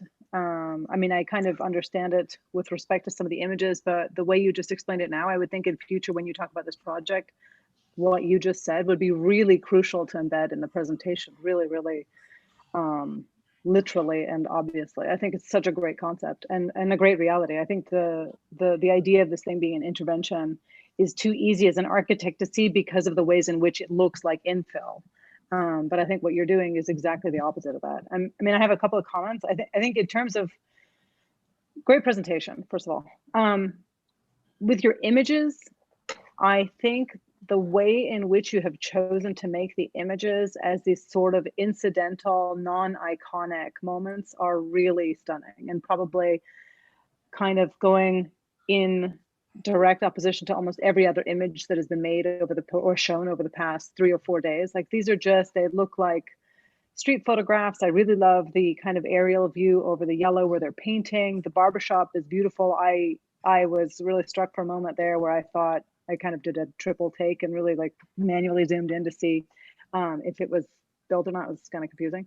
And, you know, me and Photoshop, like we're good friends. And so I think the kind of pairing, and probably to answer a little bit Tom's comment about your drawing style or the kind of architectural form, like this is IRVIN's language that he's been working on since the first time I met him, which is now, I guess, 2.5 years ago. And I think the pairing between the image and certainly the kind of interviews and audio overlays, for me, allows me to kind of not think about the formal language so much, although I do agree with the comments, but I also know that that is your like deep interest. And so, but I'm allowed to, it enables me to set aside my thoughts on the form and really focus on what you're doing with it and what you're doing with the project at large. And for me, the kind of the way in which you are dealing with each of these components, the way in which you're talking about the project as this kind of time-based project, which I would say that most of the bodies of work that use this kind of formal language and visual form of representation were not about. Like yours is really a kind of long-term project. For me, I feel like you've empowered yourself to begin a project that has legs for long after. I've, a few projects that I've seen over the past few days have been a culminating project of a student academic career, whereas a few, and this certainly included, for me is seen as the launch pad of a career. And I think the way that you've set this kind of brief and thesis up is it's allowing you a framework within which to work, but it also seems to me the zealots of Compton seems to be in a way a kind of idea or vision of a master plan or a master rejuvenation project that could be worked on by a collective of architects. Like I see you as the kind of project coordinator, owner, leader. You'll do some, you'll farm some out, you'll have competitions for other people to also work on these. It's something that feels like you could bring to the community and feels like it could be a multi-year, multi-generational project. And I think for something like that to be called the Zealots of Compton, where you're really trying to bring in a kind of attitude of empowerment, of community empowerment, and think about the relationships of the forms, the interventions, not in that way, but the architectural kind of propositions alongside the community connections and relationships are really a kind of very subtle and sensitive way of negotiating the relationship of the architect to the community. I think unbelievably powerful. I really appreciated that. Thank you.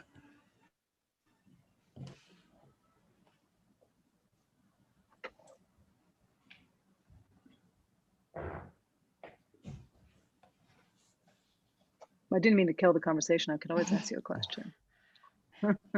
Have you brought this to the community? I want to add something. Can I just add something? Barber? I mean, it's interesting we're having this conversation because in many ways, if I was a student today, I would probably have problems placing the project because in many ways, it kind of like has this idea that it belongs in a different time. And if I think about it starts to re-examine the architectural part to whole relationship to architecture as form. And if I look at it in a way, it implies a kind of serialization or a kind of methodology of placing this as a kind of an industrial type of process of large scale production. So in a way, it falls back in the idea of customization and the idea of serialization, as I mentioned before, but it kind of poses a different question about its cultural relevance today. If we think about a kind of a post-digital condition where the idea of understanding the digital process as an element of kit of parts, and I was going to say kind of a Lego assembly kit, and I was going to say Home Depot would be a great stop to kind of get these kits of parts and start to reassemble architecture in a kind of a much more homogenized way. It starts to reflect and observe a kind of a cultural relevance that spatial and architectural production might mean. And when you mention the word zealot kind of is like resistance. I mean, Eisenman would speak about resistance too. So it's a kind of a language that you've adopted that it seems very relevant and of its time. Maybe you didn't speak about this, but I kind of also see it I see a resistance to the digital here. Was that part of your essence here? The idea to become more analog? It's almost like it's like an Etsy type of project, if you know what I mean by Etsy. It's the idea homegrown, homemade, that we take control back. You take the power back to produce and understand the idea of how form and space could be produced as a kind of an aesthetic that you control. Actually, oh, sorry, go ahead. Oh, okay. you know, this is sort of a stance that I have, and the thesis kind of like helped me sort of put myself in there actually. You know, because when I thought about some of the things that inspired the thesis before any of the work you're seeing now was sort of the interfaces actually of, you know, working digitally, you know, because, you know, back in the day, you had the extrusion and you worked and you drew, and that's actually pretty analog in my opinion. And then when you think about what we can do as architects today digitally, it's so infinite, these sort of planes and sort of creating these forms. So I personally don't want to make that distinction between, you know, what you're saying as a sort of Etsy sort of analog sort of mode of working, and then the sort of digital. I think our generation, or I think that you know, the people my age are sort of over that sort of distinction, and the idea of collaging or manipulating these two things is something that I want to push further. And these drawings are actually extensions of that. There's that sort of overlap. They're digitally worked, so none of these frames are real, you know. So it's one of those interesting things. Yeah. You know, I mean, it's interesting that you made a generational argument in terms of how the digital is being defined, or the post-digital, which of course is just another definition of the digital.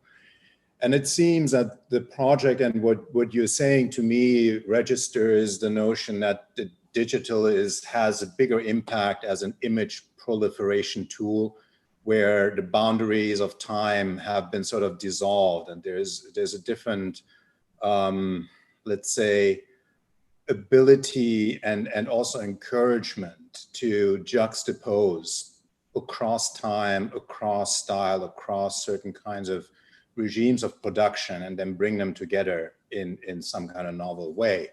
I'm personally quite interested in that as a topic as well, which also you know, reflects on ideas of authenticity and originality in the post-digital as something completely weird and strange.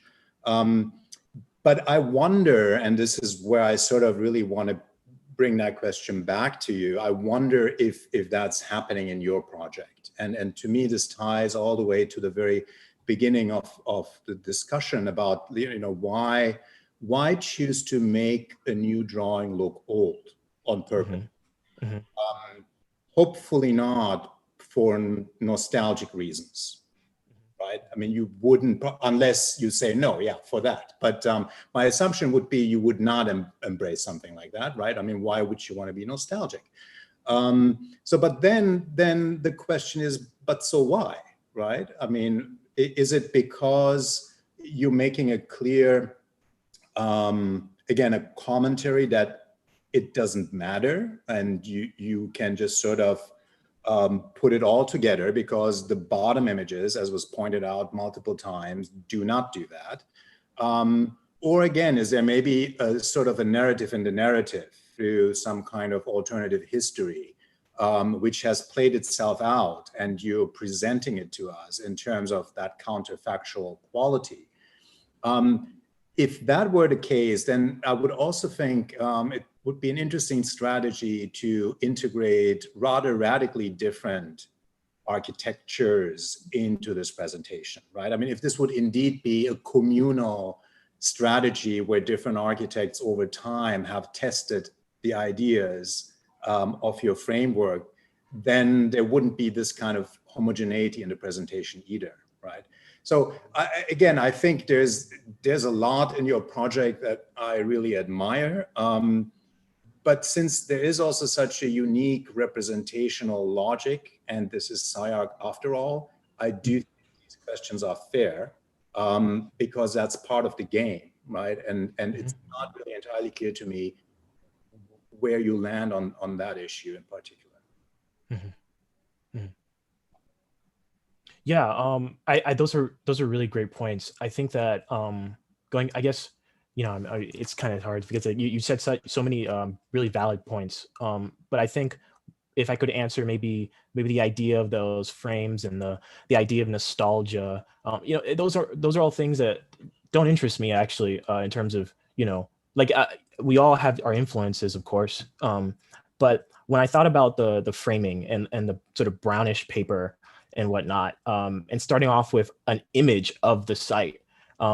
It goes back to that idea of collaging and the idea that when we make new buildings and we make drawings, we tend to start off with a white piece of paper, and everything's sort of put in its own sort of alternative sort of place, and you really don't feel what's there.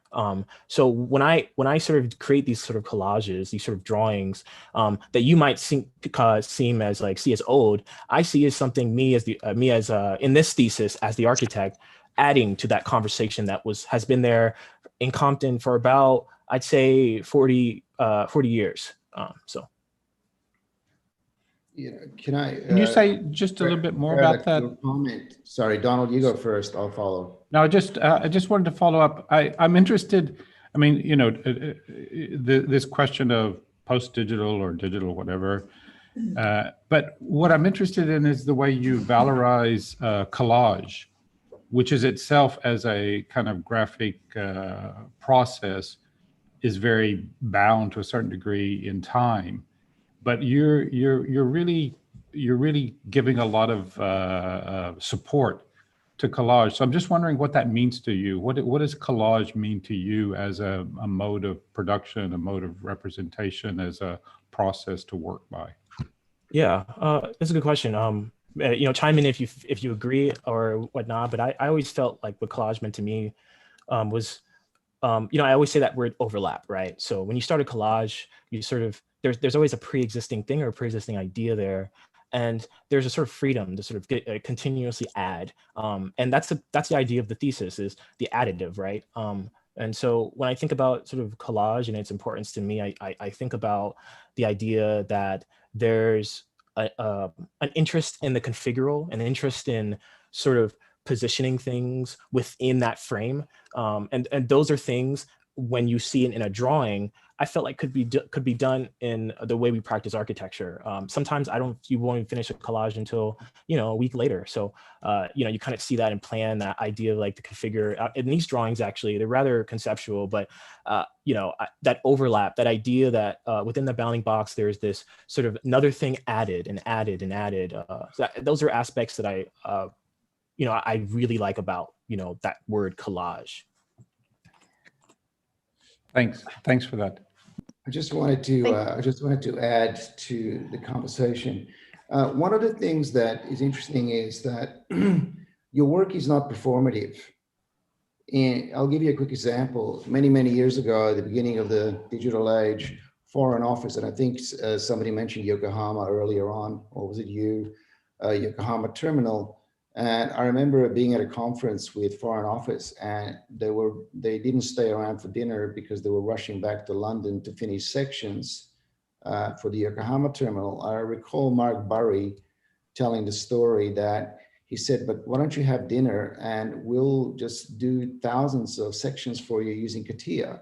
And that was before CATIA existed. So they kind of rushed back and never really did those thousands of sections, which you can iterate in a few minutes because you've got the technology. So the question I have is, how do you know when you're right? I mean, that's why I mentioned the idea of performative, because there is no language here that asks the questions, when do you know as an architect when you're correct? So the idea that digital technology or software or tools enable you to analyze, to study, if you look at these systematic repetitive elements to understand, what is the limit? And, maybe Greg with his, when he first did the embryological house, did thousands of iterations and rules. And then Greg was asked the question, so when do you know when you're right? Well, I don't know. You just choose one and you select against certain parameters. So in your work, there's no parameters. There's none of these principles. So to know when are we right, because it's not about that. So I guess that's one of the questions. So at the end, you as the author, you make the decision. You decide what view to see. When do we see that? We can rotate. We are fixed by your gaze. So for me, it's a beautiful project, but at the same time, I think was it Natasha mentioned about a career? I think Maria Carpo recently mentioned in a dialogue that yes, it's great, you can do that, but if you have the digital tools, it really enhances your ability to produce projects that have more ability to be performative, to be understood. But maybe the question is that necessary? I mean, I'm asking myself as much as I'm asking everybody else, is that really necessary? Yeah. Because I'm quite happy to fall back into doing a beautiful drawing. So I'm quite comfortable with that. Yeah, that's a good point. That idea, or I guess the word performative, when I think about like performative for the what's, when you talked about that fascinating sort of story about, the digital and like what were the sort of parameters set to say that architecture is right. I think the stance that I want to take with this thesis is it's not the stance that I want. What is right and wrong cannot be done by just a singular extrusion, which is the thing that I'm stating that in the practice we tend to do. I'm speaking generally, of course, not to you guys, but it's one of those things where like, maybe I don't know I'm right by the first zealot or by the second or by the third or even by the end. But what I do know is that the type of right that I'm pursuing is not a right that is set by the boundaries or standards of the digital, because it doesn't take into account the long-term development of the communities that reside. So that's sort of my own personal look at it. Irvin, I think I'd like to congratulate you and give you the last word that you, I think, have very much earned through this incredibly ambitious thesis that I think maybe focused on the kind of final output here as it often does, but it was incredible for me to see you work as a young architect on problems that I think are so relevant for how one works, not just with their tools, but with the places and communities that they are going to be benefiting. And I believe that you are an architect that will bring great benefit to both the discipline of architecture, but also to the communities in which are lucky enough to have you be a part of them. So I want to congratulate you and thank you for, I think, opening our eyes to many things this semester. Oh, yes. Thank you so much, Kristy, for being my thesis advisor. And like huge thanks, honestly, to you guys for waking up in the morning, for some of you all, just sort of being on my review. It's, this is a life experience, right? So thanks for sharing it with me. Irvin, awesome. Thank you. Okay, we have a 5-minute break, and then we will do the second half. So if everyone could join us back here quickly, that would be greatly appreciated. Thank you.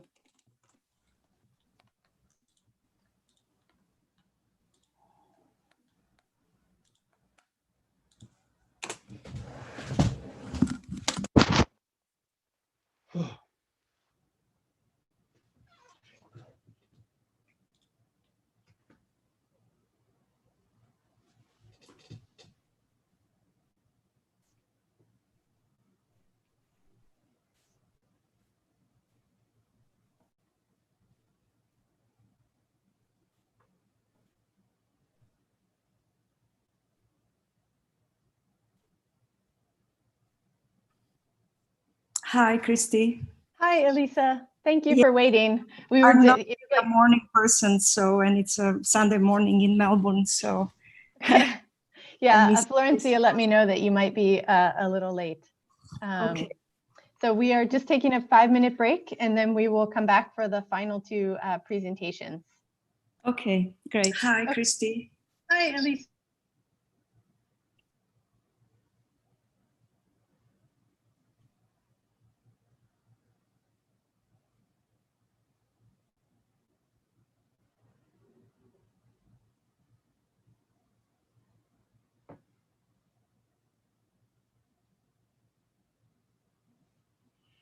Hello.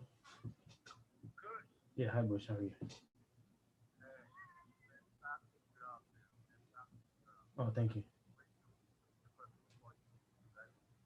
Thank you.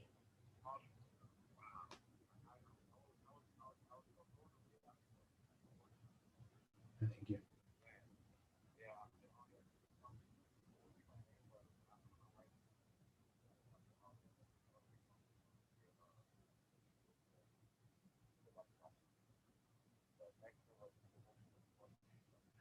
I appreciate it, brother. Thank you so much. Thank you. Okay, all right, bye.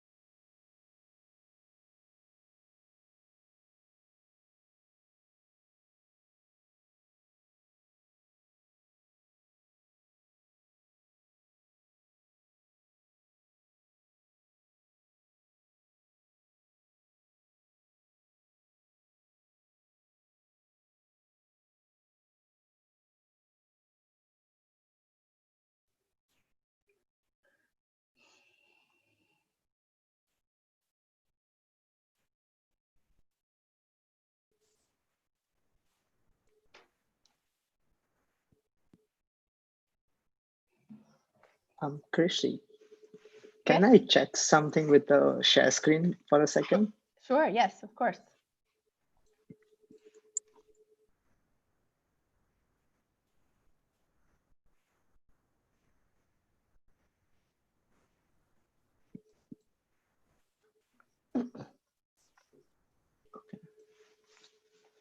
Thanks. Of course, it works. Yeah, I was just looking for a command, but it's not there, so.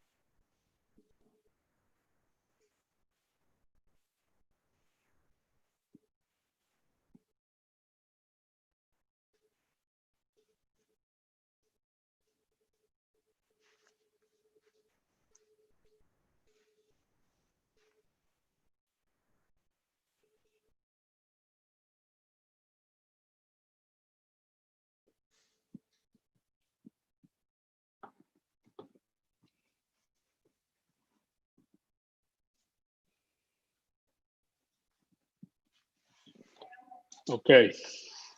Hey, Tom, how you doing over there? Nice and early, just for you. That's why you look so beautiful. It's early in the morning. all the Australian look all fresh. I got my early cup of coffee, as you can see, on my third. Your third? Oh my God, you're gonna start trembling anytime soon. I got to warm up for you. Well, somebody has to.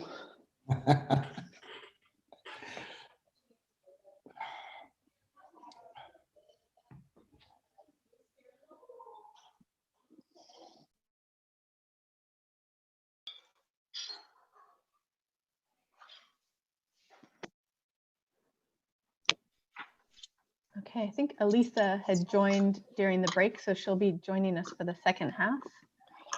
And we'll wait for Ferda.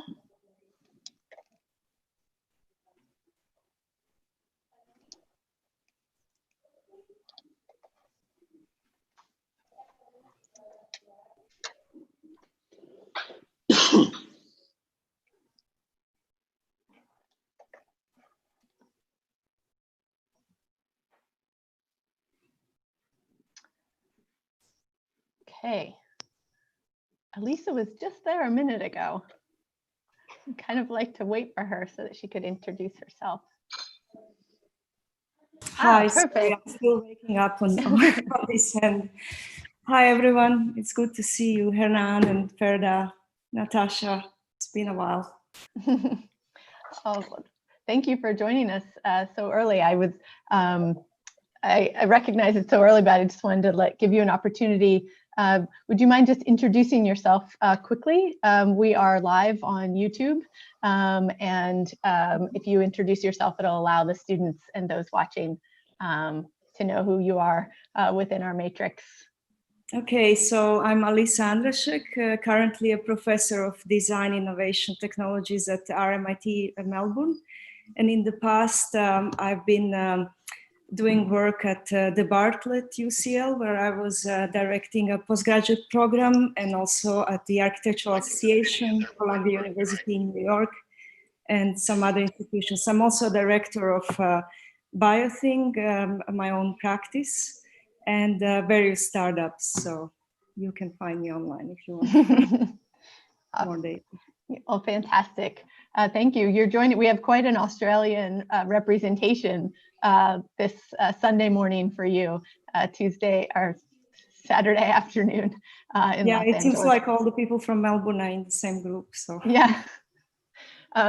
Okay, well, we have two final presentations, not only of this group, but of Thesis 2020. So it's very exciting. The celebration is near. Each student, Lisa, has 40 to 45 minutes. And I think we will begin with Yash. Take it away. Hi, everyone. Thank you for being here. I'm going to share my screen, and the presentation is basically a video, but I'm going to share my Miro board and Vimeo video link as well with you guys in the chat.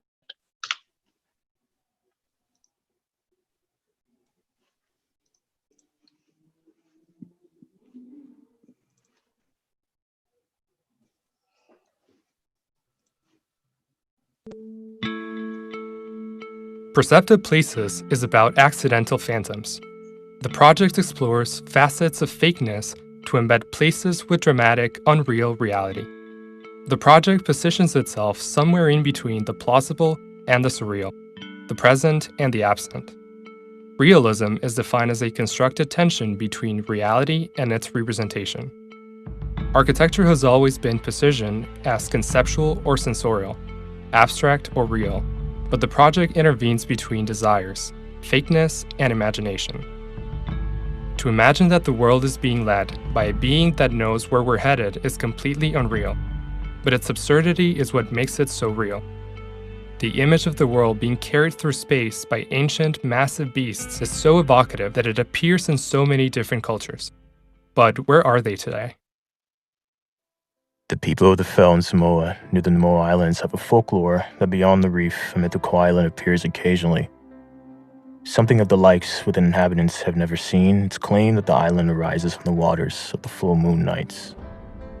Molesky's grandfather had claimed that the squid carried a large city on its head as it sped through the water's blue moons. To prove his grandfather's claim, Molesky's left for the angry ocean. The boat reached the edge of the reef, waves got furious, the fog was thickening. Molesky gaped at what lay before him. A city amongst the fog had risen from the violent waters. Pink towers, floating steps, trimmed with the red. These towers bore no resemblance to anything Molesky had ever encountered, even on his occasional voyage to Sydney and Auckland.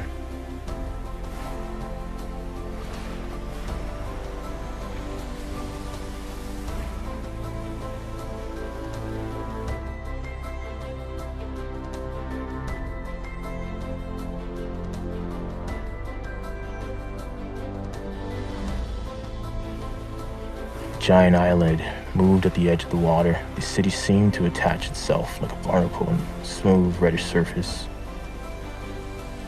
Molesky sort of raised his hand and surveyed this sort of strange sight. He whispered, "This is what we've been waiting for the last 300 years. Bazir sank deep into thought as the world seemed to have shifted. The world shifted again, and he found himself braced against the opposite railing. He looked down. He was shocked. Mehta had begun to move.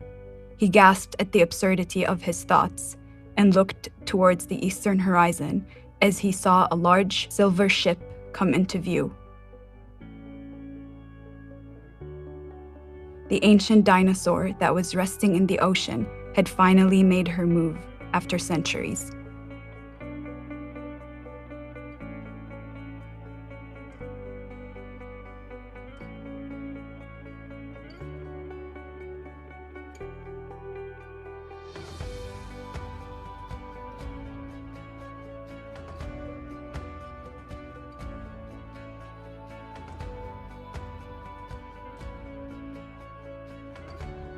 She lunged forward, and the whole city moved with her.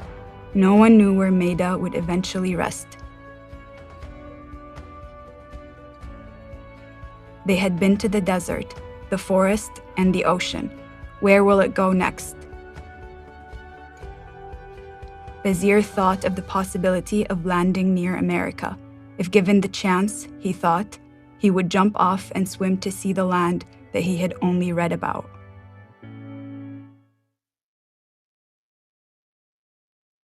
When all hope was lost, Friesland, the city of the shores of the North Sea, broke free from its perch of the white cliffs. Instead of sinking into the water, the city and its inhabitants realized that the surrounding rock had in fact been a dormant sea creature, Eva, the giant turtle laid to rest by the gods in their cliffs. The cold Nordic breeze didn't descend past the blue slate of the Gothic cathedral and the surrounding roots of Friesland. Magnus released in the heat rising from the sort of cobbled streets as he ran to the plaza of the north for the ceremony.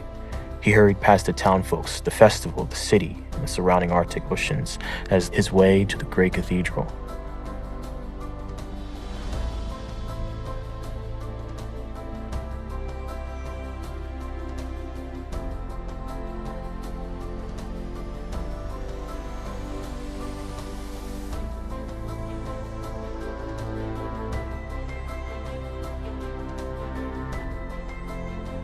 Although the rising inhabiting monthly, he still yearned to meet those in the stable world.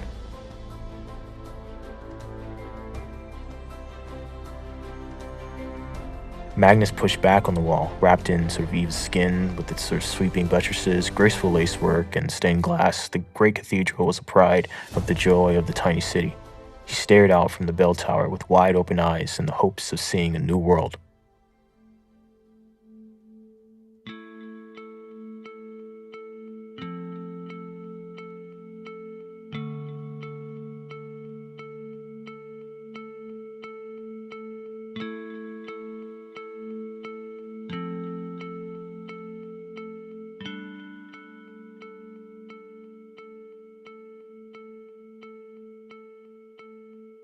All this feels completely unreal, but this very absurdity is what fuels the realism.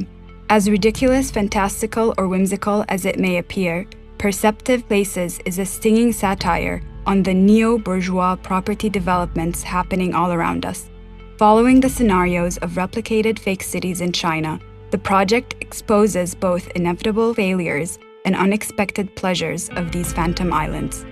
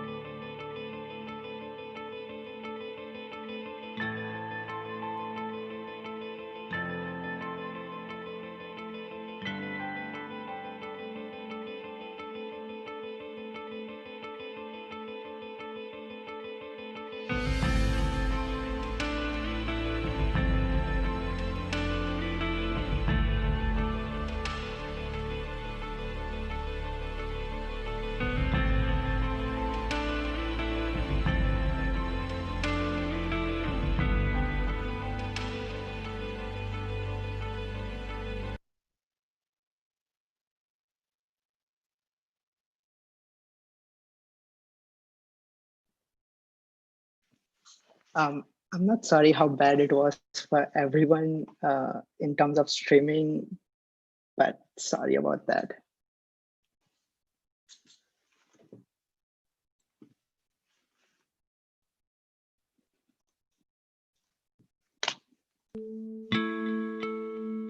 Perceptive Places is about accidental phantoms.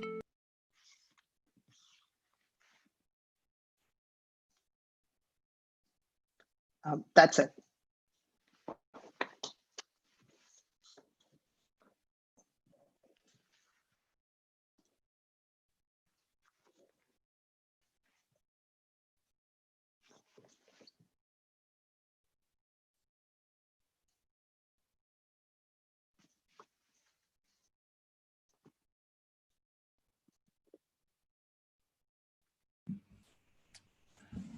I might just jump in. Look, it went well for me. I mean, I didn't have any problem with the video. That seemed to go quite well. I just have two, there are two things that for me were quite disjunctive. And I just I'd like to understand the purposeness maybe of those. One was when there's suddenly an image of New York City and this idea of jumping off and swimming to New York. I mean, it suddenly, I don't know, it placed it in a very strange place for me at there. And then the second was right at the end when then you talk about that this is a kind of polemic against the cities in China that are replicating European buildings and spaces and so on and so forth. I'm just curious for both of those, because I kind of was traveling along quite well with this, you know, I mean, in the way you started it with the, you know, the really well-known images of trying to understand how the universe and the world works, and therefore it's on the back of a giant sea turtle moving in this kind of endless ocean and such, you know, which, you know, still takes us to the Big Bang in terms of where are we and where's the beginning and where is this situated. But the minute I see the image of New York, then that kind of, that illusion was shattered. And then it becomes like, well, how can New York already exist if this is an imaginary world? And then also to a certain degree at the end with the reference to China, if that was really the polemic that the whole project was about, why is it only come up almost as an anecdote at the very end. So I'm just confused by those two moments within the whole schema. I think this might help a lot of you to put the project in perspective. So I started the project with the idea of phantoms, which basically comes with the idea of fabricating a parallel reality to something that already exists. And this idea kind of was inspired from the Phantom Islands, which is basically a series of islands mapped during a course of history from all the pilgrims before we had GPS to map the world. So there were like islands that popped up on the map that never existed. Sometimes they popped up with animals that never existed.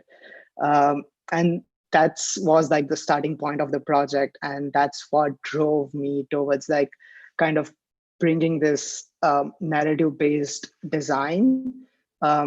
So the idea, the first 3 animations where we are going through the 3 different cities, which is introducing you, is kind of going through the idea of the narratives, because the process started by like having the narratives and then using those narratives as a driving force for design.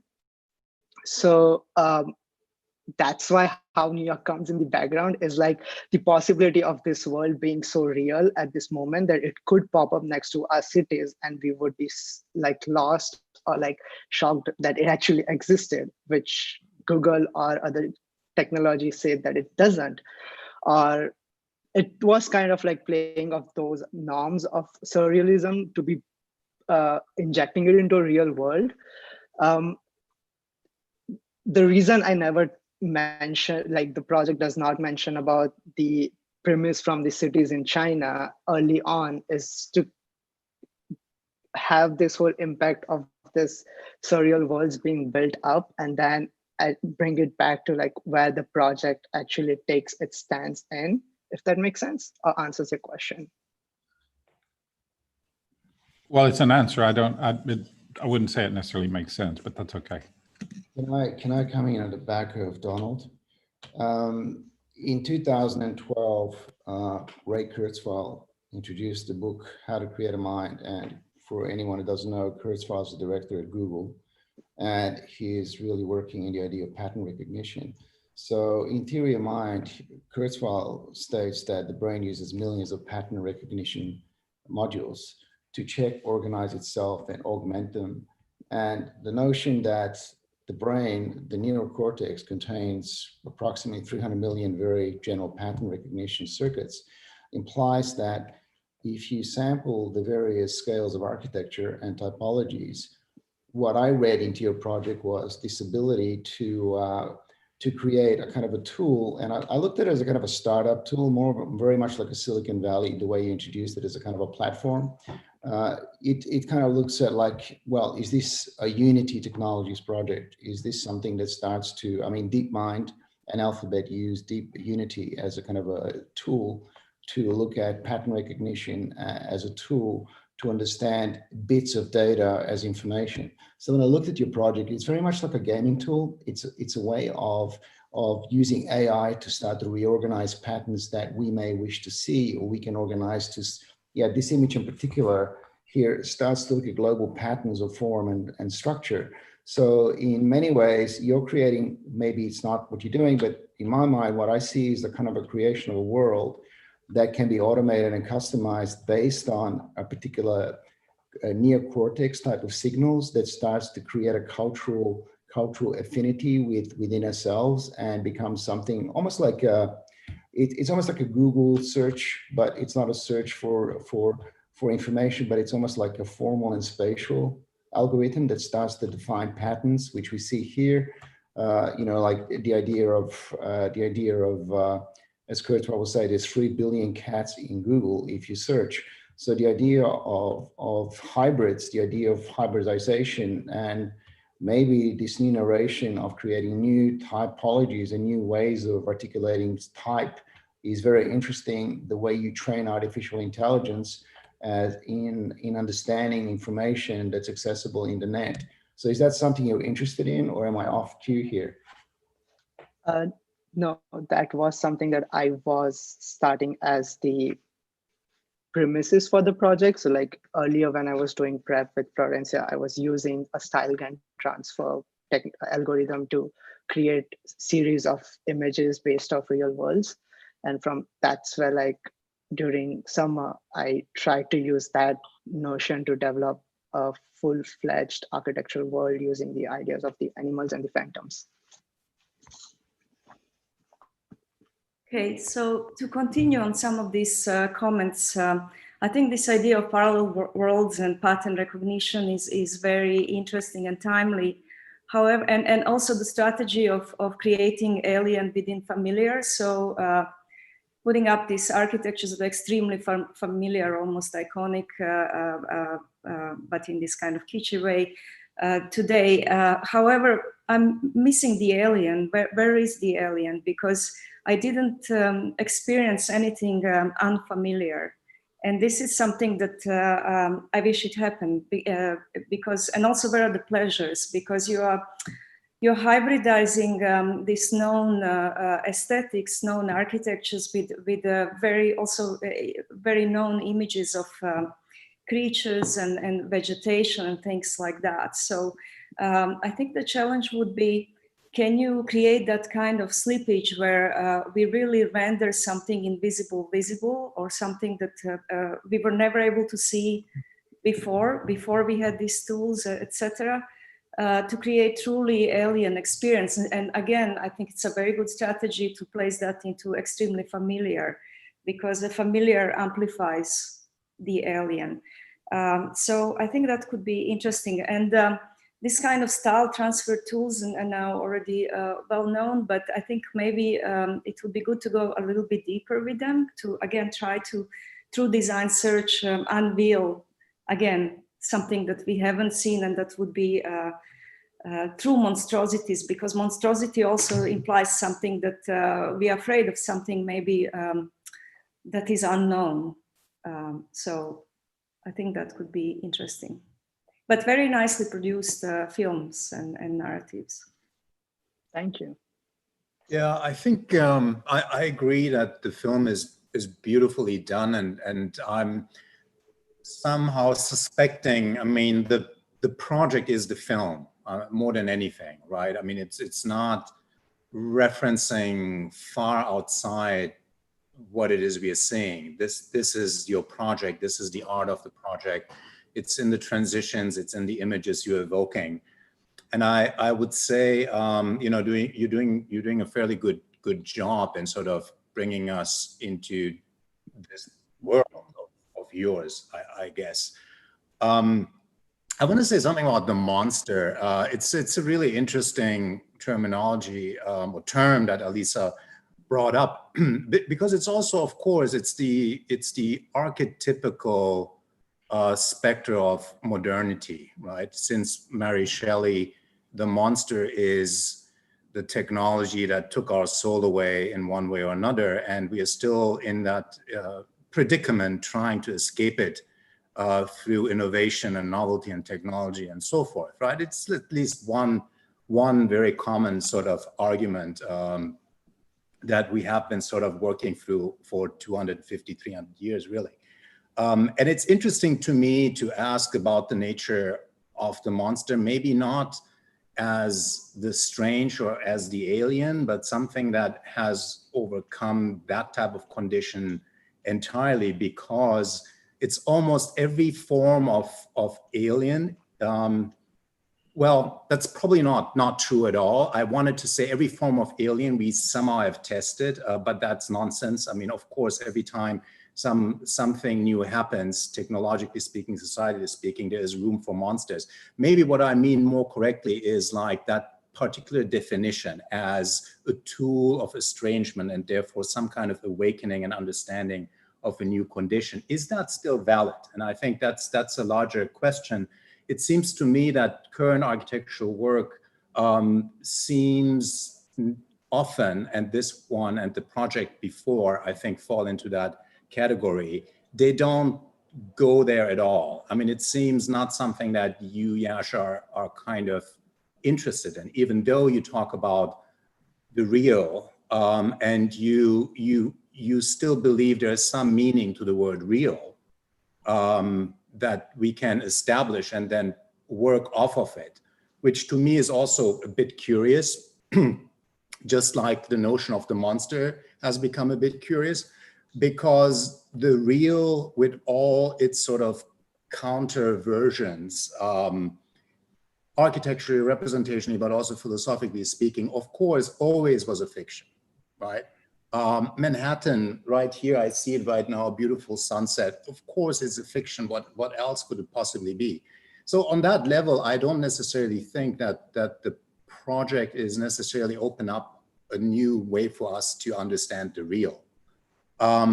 So what is it then? I mean, what is really at the sort of core of your interest in showing us these worlds? I mean, you're starting with cosmologies, and it appears that therefore this is a new kind of cosmology that you're suggesting for us, right? It's a new kind of turtle. But where, yeah, in terms of the question of the real or the monster, I mean, are these at all even concepts you're interested in, or is this world like truly postmodern, truly beyond the modern struggles of our time, so strongly based on concepts of the real and concepts of alienation, estrangement, and monsters?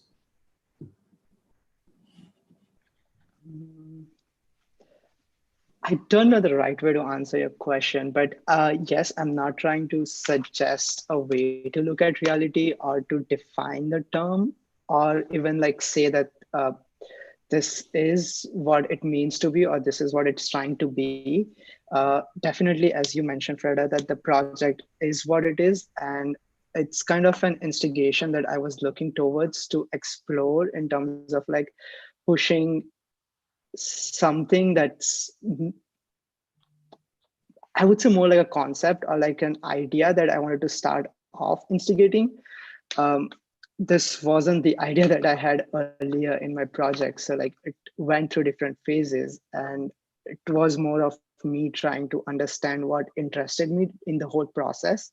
So what you see today is basically what aligns to me trying to explore the possibilities in terms of narrations and using these narrations as the mode of building up a world, maybe for a game or maybe for a film or maybe as a set. Not trying to define that right now, but it was more towards me trying to find my own voice. Not just Ferda, just coming back on what you were talking about before. I think if I look at machine learning and learning algorithms, they're trying to formalize intelligence. So in many ways, it's kind of a self-assembly of information. So my monsters are not your monsters. So in many ways, we create our own monsters of understanding. So when I see a building on top of a dinosaur, I'm going, that's cool, that's interesting. But it's a monster for me, but it starts to bring in research into a completely different regard for behaviors and AI. And it kind of reminds me of a project by Alec McDowell, who Hernan introduced me to a long time ago. And Alec does world building in terms of developing what if and why not scenarios in cinema. And so it extrapolates context, ecologies, and different domains. So in this way, it kind of takes architecture to a point where it's a kind of creative director role. It's a kind of producer role where you're world building and a kind of virtual realities and possibilities to disseminate new ways, or I would call it kind of open source test beds. So when I look at this project, I'm kind of looking at a kind of a new way or new narrative of understanding how we as architects, or maybe non-architects, or maybe, maybe Yash can get a job in Hollywood, he's in the right place. The gaming industry is just up the road in Silicon Valley. So the dialogue is slightly different. Mathematicians and computational science is trusting the world in a different way. So if you think about what Alphabet is thinking about in terms of Google research and in terms of playing games and understanding of world building, I think this kind of is a classic example. When I see a dinosaur with a building, I think that's weird, that's a monster, and then it becomes an octopus. So in a way, it's either testing me, it's invoking what I'm searching for. For example, when you're going to any website that you're interested in, say turtles, you'll start to get turtle shops trying to sell you turtle food. The AI understands your logic. It starts to understand the process of how you might engage. So when I look at the architectural proposition here which is you know, this classical type of Hollywood type of representation of worlds that we may not be understanding. It's alien to me, but it's not alien to you. So the computational resources available to you to understand the billions of bits of data that recompose your world are what I think this is about. It's not about me looking at the project or you looking at the project and defining this is an architectural proposition. It's a tool at best to try to, through machine learning, to understand behaviors. And that's a kind of a very interesting step to take, because the parameters are varied and very, very abstract at best. But those behaviors seem to be still understood as from anthropocentric view, I would say, because everything what I was bringing up before is very familiar. While that kind of, if you look at octopus brain, and of course we cannot really experience it, it's radically different than ours. In fact, very interesting, that one. But also this kind of new kind of cognition emerging through artificial intelligence is also radically different than ours. So I think it's extremely interesting to get into deeper relationship with it and mine this kind of, I would still go to aliens and this space of possibilities, which is actually much larger than space of familiar. So I still think there is a much larger territory here. I think that's right. I mean, it's interesting because the images just before here, which were the classical images of seafarers trying to imagine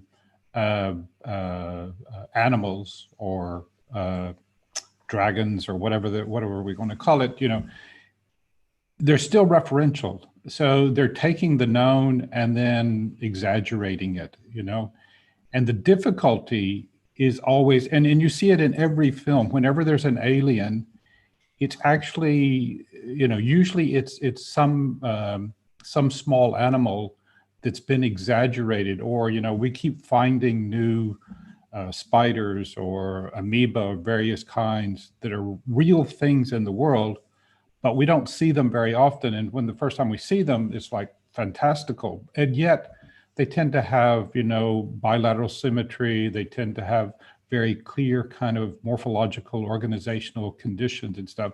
So when Tom talks about pattern recognition, it would seem to me that one of the possibilities of something like AI would be pattern non-recognition. That is to say, how could we start to generate the non-recognizable? So we don't have a referential moment to it. So, and that's what I find slightly disturbing about your project, in the sense that, you know, and I don't know, I'm not quite sure again where your focus is, because if I see the tops of the, you know, these agglomerations of architectural tropes on top of the backs of the turtle or the dinosaur or the octopus, you know, they're all recognizable. Now they're kind of jumbled together and they're kind of quasi-fantastical, but they're completely recognizable. Every single element has a recognizability to it. So the question, you know, and I don't know, I'm not quite sure what your intent was, but if it was to talk about new worlds that are not yet discovered, or places on a map that nobody knew existed, we would want to be finding the unknown, the truly unknown, that is to say, what hadn't been known before. But in a sense, it seems like really what we're seeing is a recapitulation in a slightly new jumbling of what is already well known. I mean, Donald, I understand what you're saying. I guess where I was coming from really was that my reading of this was, in a way, that this was an application, and it was an application that was connected to the internet, and it actually has the ability to, if you think about pattern recognition theory or PRTM, it claims that, you know, we derive basic algorithms through the neocortex, and we are responsible for its perception and its recognition and how we actually reconfigure that information, which is kind of inescapable form of our intelligence. My point, if I go back to, for example, everybody's heard of Cambridge Analytica and its ability through Facebook to create sentiment. And this sentiment is only based on two things. It's based on pattern recognition of, say, your fashion, and the other thing is your music.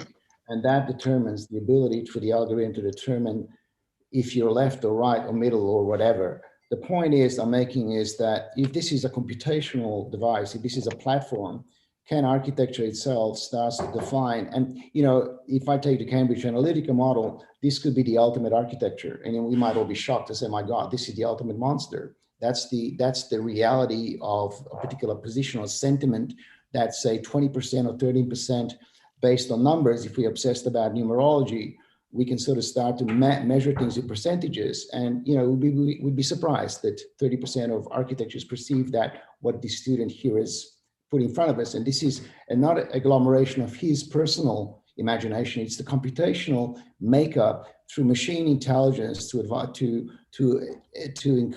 give us an understanding or perception of an architecture type. So for me, this is in a way a kind of AI response, which is crazy, but at the same time, as bizarre as it is, I find the monsters in the fact that the computer, the tool itself, from billions of bits of data, could maybe recompose this as part of our reality.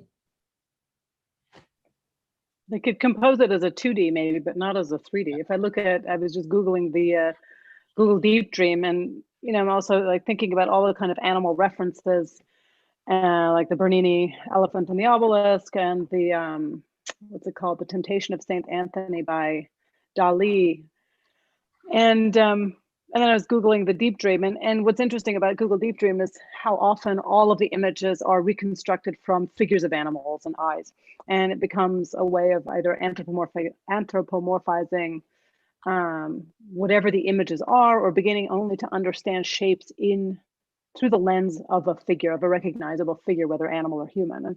And so the relationship of like the way in which you've constructed the kind of burden of the city on the animal, I'm not quite sure I get. I'm not sure I need to get it. I really enjoyed the film.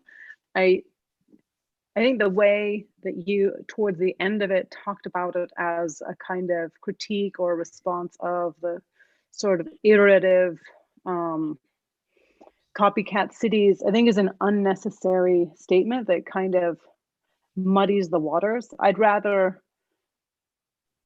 It's a really absurd film. It's a really absurd proposition in a good way. I mean, it's absurdity is, you know me, I love a bit of absurdity. But I think to try and frame it within its own kind of context of absurdity without having to really align it to a kind of real world image where we know these images of these communities where, thousands of self-same houses have been built and lay unoccupied, whether in China or elsewhere. We have these visuals in our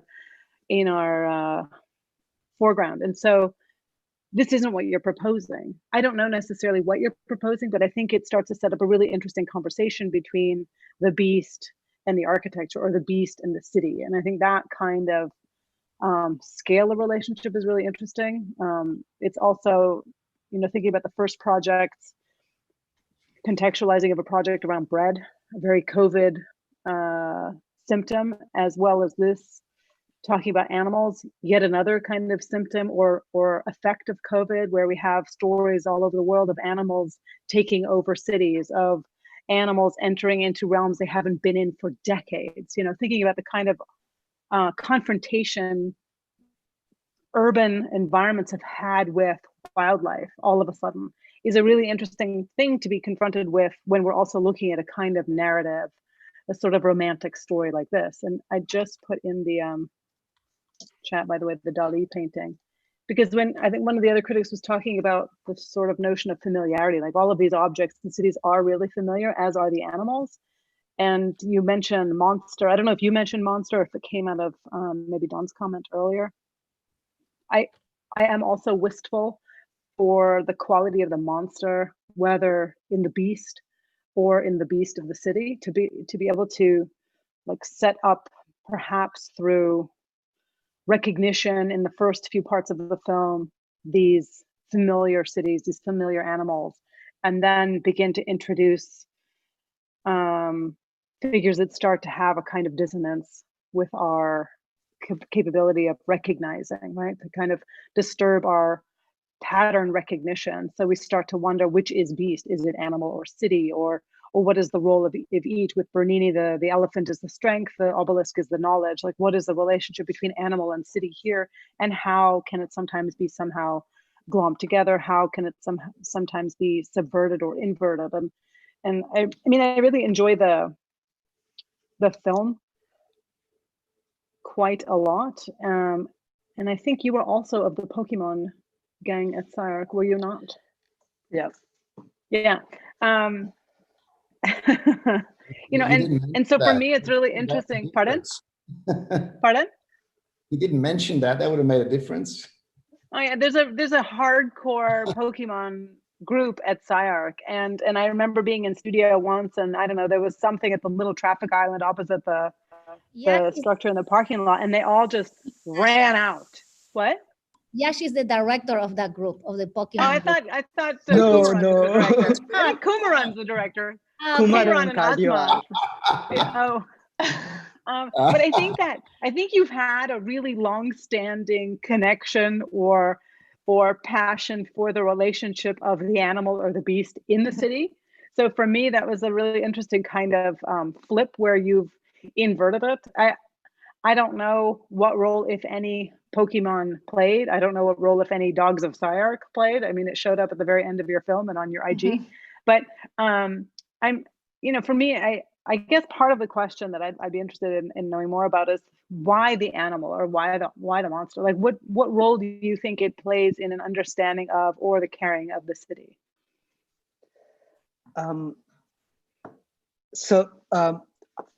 How the animal came into the picture was, like, earlier, as I mentioned, that the Phantom Islands, like, they existed and then didn't exist, and there was this whole myth around them that they kind of submerged into the oceans or something. So the whole idea was like a body of a stagnant. So how the way we see architecture or cities or islands is like a static feature, and then as soon as it's placed over a wheel or a machine, it becomes something that's moving around. So if it's disappearing, or if it moved multiple times across the pages of history, it had to be moving in some sort of sense. And the first reaction for me was like, maybe they are on a giant turtle, because like that's the first story that came to my head from my culture, is basically the turtle carrying Delhi around. So it was like, that was the first notion that came to my head. And I was like, maybe it is like different animals that carries this different phantom fantasy islands around. And that's how the animals came into the role. Not sure if Pokemon was the part of that whole thing, but maybe somewhere, some unconsciously. I wasn't suggesting it was. I just think there's an undercurrent of interest with the role of the monster or the beast or the, I don't know what those little critters are called, of animals, of entities that sort of infiltrate the city. In this case, they somehow carry it, and they bear the weight of it. And I think that interrelationship between the two is something that really could be mined further. I don't mean for this project, but just going forward, the fact that you're not thinking of the city in isolation, or the building or the element of architecture in isolation, but always in relation to either the thing that carries it, the thing that infiltrates it, or the thing that you're running around chasing within it. Right. What is intriguing about you, Natasha, what is intriguing about this project is that I don't think the YASH actually conceived the architecture. I mean, he didn't painstakingly create the algorithm. He didn't process this. He didn't create the architecture. It's almost like this comes from memory. It comes from a deep, rich history of memory. I mean, Snow White, every castle, every church in Europe, I mean, every hill has one of these. For me, it's not a monster, I understand. I mean, people would say, well, how many dragons fly in there? So the idea that we, it's like telling stories of dragons and histories that of time gone by, fortifications. So it's made up of multiple histories and styles and compositions. It's not like it's almost like it's analytically learning from a particular base point of knowledge. So the algorithms themselves give you a generous insight into the history of say, form. And I look at here, Eiffel Tower, I'm looking at kind of a history. So maybe by selecting certain imagery and searching for certain types, it's almost the same as the biggest Amazon authors produce something like 60,000 or 80,000 books. And how is that possible? So where is the authorship? So we move the authorship away And it's about the algorithm scanning information to create our own worlds. That's my reading. I may be wrong, but Yash, you've got a job. Yeah. Don't worry about your employment. You've got a bright future. Thank you. Absolutely. I mean, it's just, I just want to congratulate you, Yash. It's so delightful to see the presentation and to hear the conversation. I feel like I have like 1,000 things I want to research after this conversation, both that you brought up and that was brought up by the jury. But also just, I mean, I think someone else said the project in a lot of ways is the kind of curation and the generation of the film. And I just would like to congratulate you on like the directorship of it. And it's funny that Natasha brought up Pokemon, because I really thought it was brilliant for this kind of Zoom format that you did a film, but you also were kind of taking us through pages of books. You also it felt you had cards that felt like you were intimately kind of playing and helping us to kind of understand. The whole thing seemed to be organized on kind of the tripartite, right? There's 3 animals, there's 3 cards, there's 3 kind of motivations, there's 3 things that are constantly negotiating. So I don't know that that was necessarily the case, but it definitely felt like at every moment that we were looking at your project, we could tell there was multiple things that were in negotiation, including all of the things that we couldn't see, that we know were at work to create those images. And if you do you have any final comments? Otherwise, I'd like to congratulate you.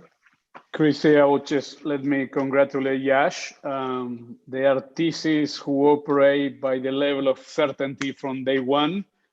This was more of a discovery one, and I think it has been a remarkable journey. But also, I think there was also a sense of humor all over the process, which I think is something remarkable, because I appreciate that. So Yash, it has been a lot of fun to see you to develop the thesis, and congratulations, you made it. Thank you everyone for being here and for your time. Congrats, Yash. Thank you, Florencia. Love it. Okay, so we'll be taking on our last presentation here, last of our group and last of Thesis 2020, Rish. So take a deep breath and take it away. Hi, I'm Rish. It's really distinct privilege of being the final presenter on the last day of graduation thesis. Okay, so my thesis is just 5-minute short film. Here's what I'm gonna do. First, I'm gonna play my film without any spoiler. After that, I'm gonna talk about my thoughts and share my thesis statement. And then we are having a conversation. Okay, so let's get started.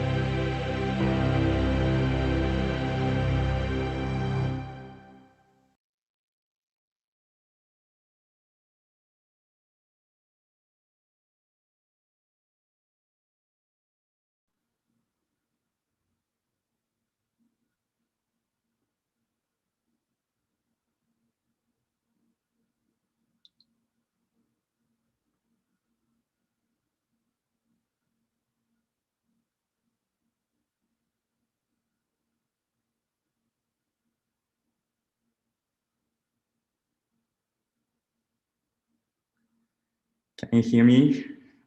So thank you for watching. So I'm gonna keep looping my film and drop a YouTube link on our Zoom chat where you can watch high-res version of it if you like. And I'm also giving you my thesis statement as well.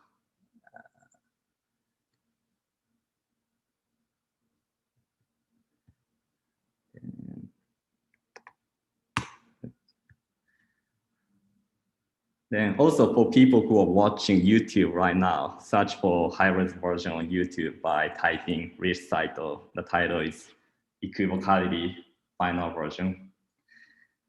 Okay, so let me talk about my thoughts before our conversation begins. One of my attempts in my film is warping a sense of time. Generally speaking, decay is slowly growing, slower than shadow and light movement, and the camera is only able to move faster than any of those things. But in my film, its hierarchy changes. Camera is slowly panning or stops. Shadow and light moves faster as if time passes so quickly, and decomposition runs way faster than any others. Also, in the live film on each episode, people and cars are moving in a way you are intimately familiar with. I'm hoping this extraordinary situation by this warping and multi-layered sense of time helps you to communicate affective equivocality and ambivalent feelings. Another thing I want to say about the editing is this film starts with a quotation from the old Japanese poem in the 9th century, which tells compassionate sensitivity and acceptance of aging and decay. And then the film shows the compositional sequence, which tells the difference of decaying reaction between natural and artificial elements. And this consequence also indicates the fundamental fact, which all ends up being one as matter in the physical world. In a broader sense, I was trying to use a technique of refrain as poetic terminology to let people experience entering this poetic world. In other words, the old poem narrates the brief story, and the decomposition model tells a story visually, and then the main part of the film references the first two refrains, but not exactly replicating. About site selection, there are 3 sites in my project, which are downtown LA, Chinatown in New York City, and San Diego, downtown San Diego.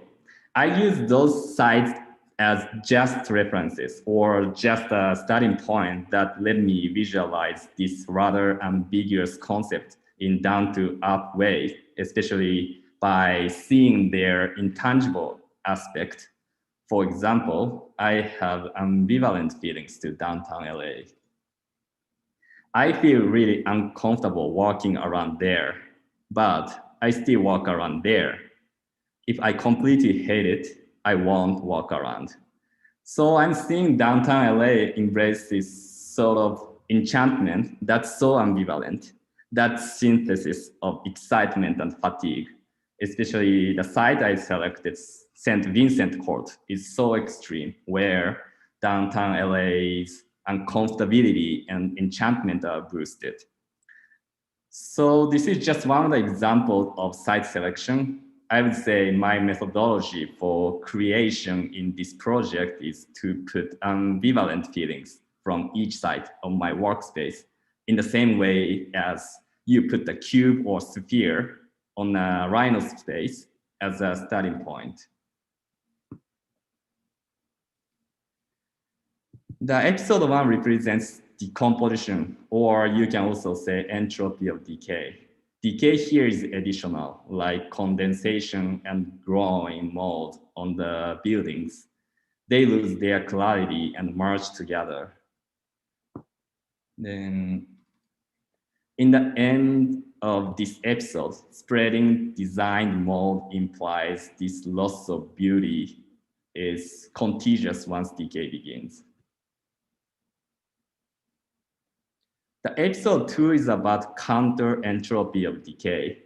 The buildings are purified, but they still embrace their flaws and imperfections, highlighting their own degradation. The flaws are repaired by the artificial material and it becomes gilding. This gilding emphasizes its original flaws not being dealt with by perfect concealment. I'd like to express an attitude towards aging and decay with compassionate sensitivity and satire through episode 1 and 2. The episode 3 makes you realize inevitability of entropy. This episode starts with subtractive decay in those rusting babies and ducts and leakage from them. And then additional decay happens. Ironically, this decaying reaction on the repairing object comes before the one on the buildings.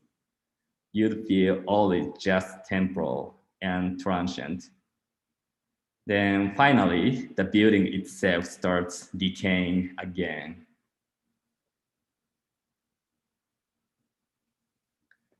Then my film ends with the distinction from Vitruvius' theory by proposing embracement of transiency, uselessness, and allure. My thesis is aesthetics project challenging possibility and letting you think about something you've never paid attention to. So that's all I wanted to say before the conversation. Thank you. Thank you, Rish. The film was so beautiful. Thank you.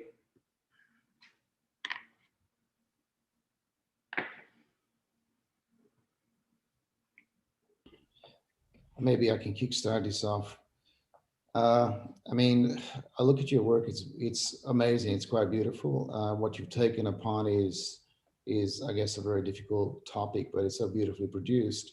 And you know, if you take up the question of beauty and aesthetics of form, it's a very complicated situation to discuss in just a short time. But if you think about the history of form, which has been exhausted, beyond the idea of Platonic solids, or thinking about theologian forms and history of formal representation. I was thinking about Valerie's poetry and poems, and the difference between poem and poetry. And the idea of Paul Valerie's poetry is the multiple readings that you can disseminate when you think about the evolution of thinking and representation in terms of aesthetics and sound. So you take us through the work with the sound, which moves you through particular worlds, which are represented as a world of decay, but at the same time, you're sort of have a vision that takes you through a correlation of certain cities that, in a way, I would look at them as kind of digital growth of insemination. I mean, I don't know if you saw, there's a wonderful TV series called Sense8, which is produced by the Wachowskis, which is recently being screened, and it's difficult because the way the personas intertwine between different times and visions, and it's kind of a mysterious world which allows you to dream, to think, and to see beauty in something that could be quite monstrous.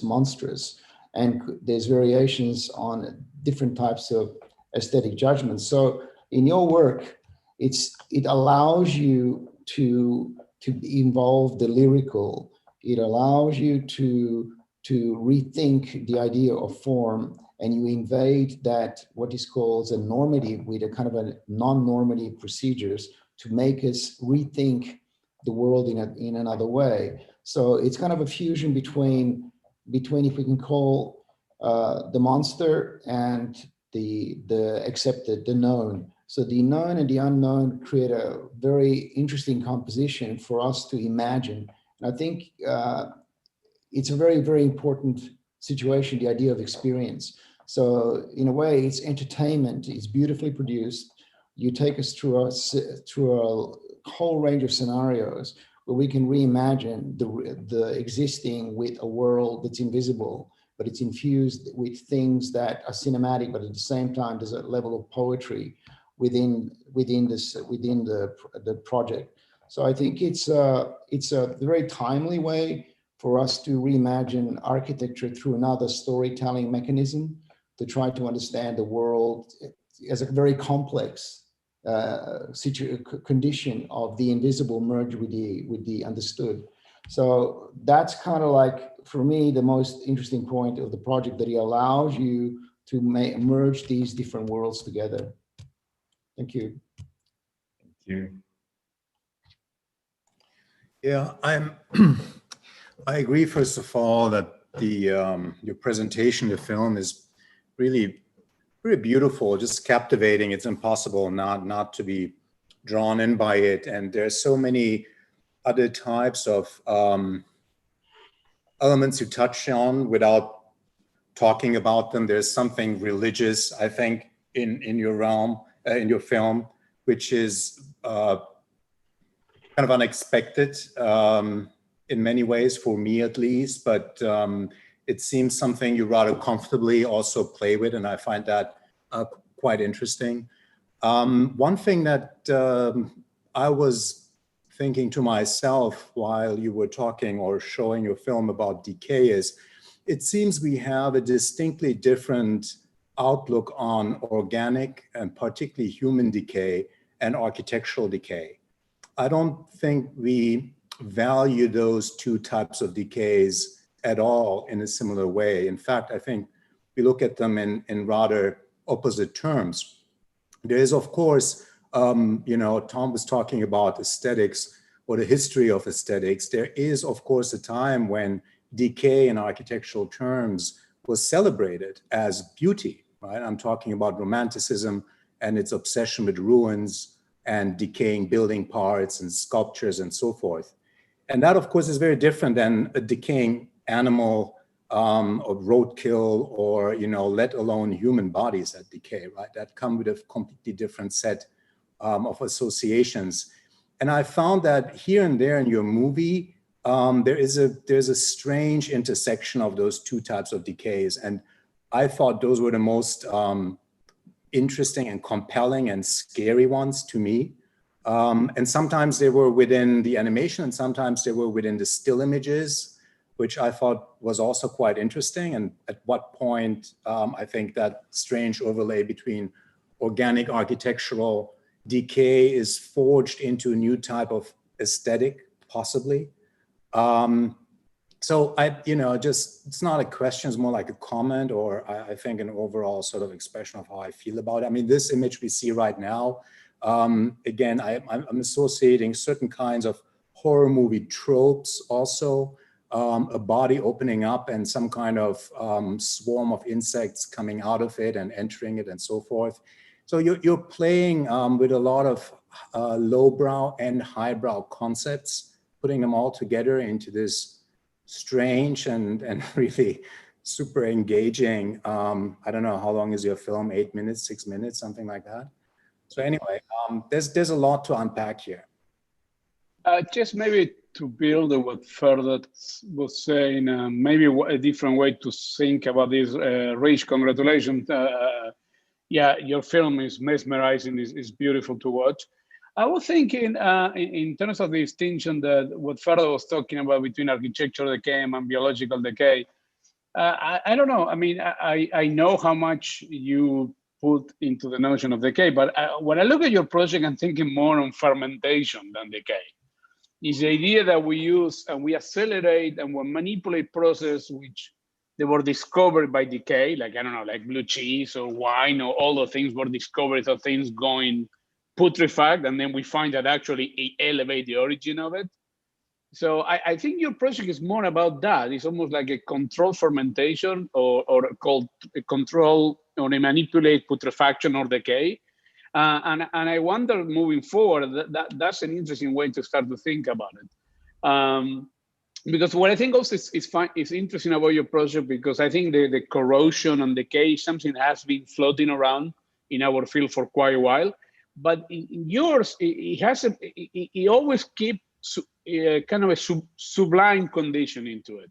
So that's why in my head I'm thinking more about fermentation. And again, I keep thinking about wine, blue cheese, many other things in which we elevate banality, no banality, but yeah, banality into sublime qualities by those processes.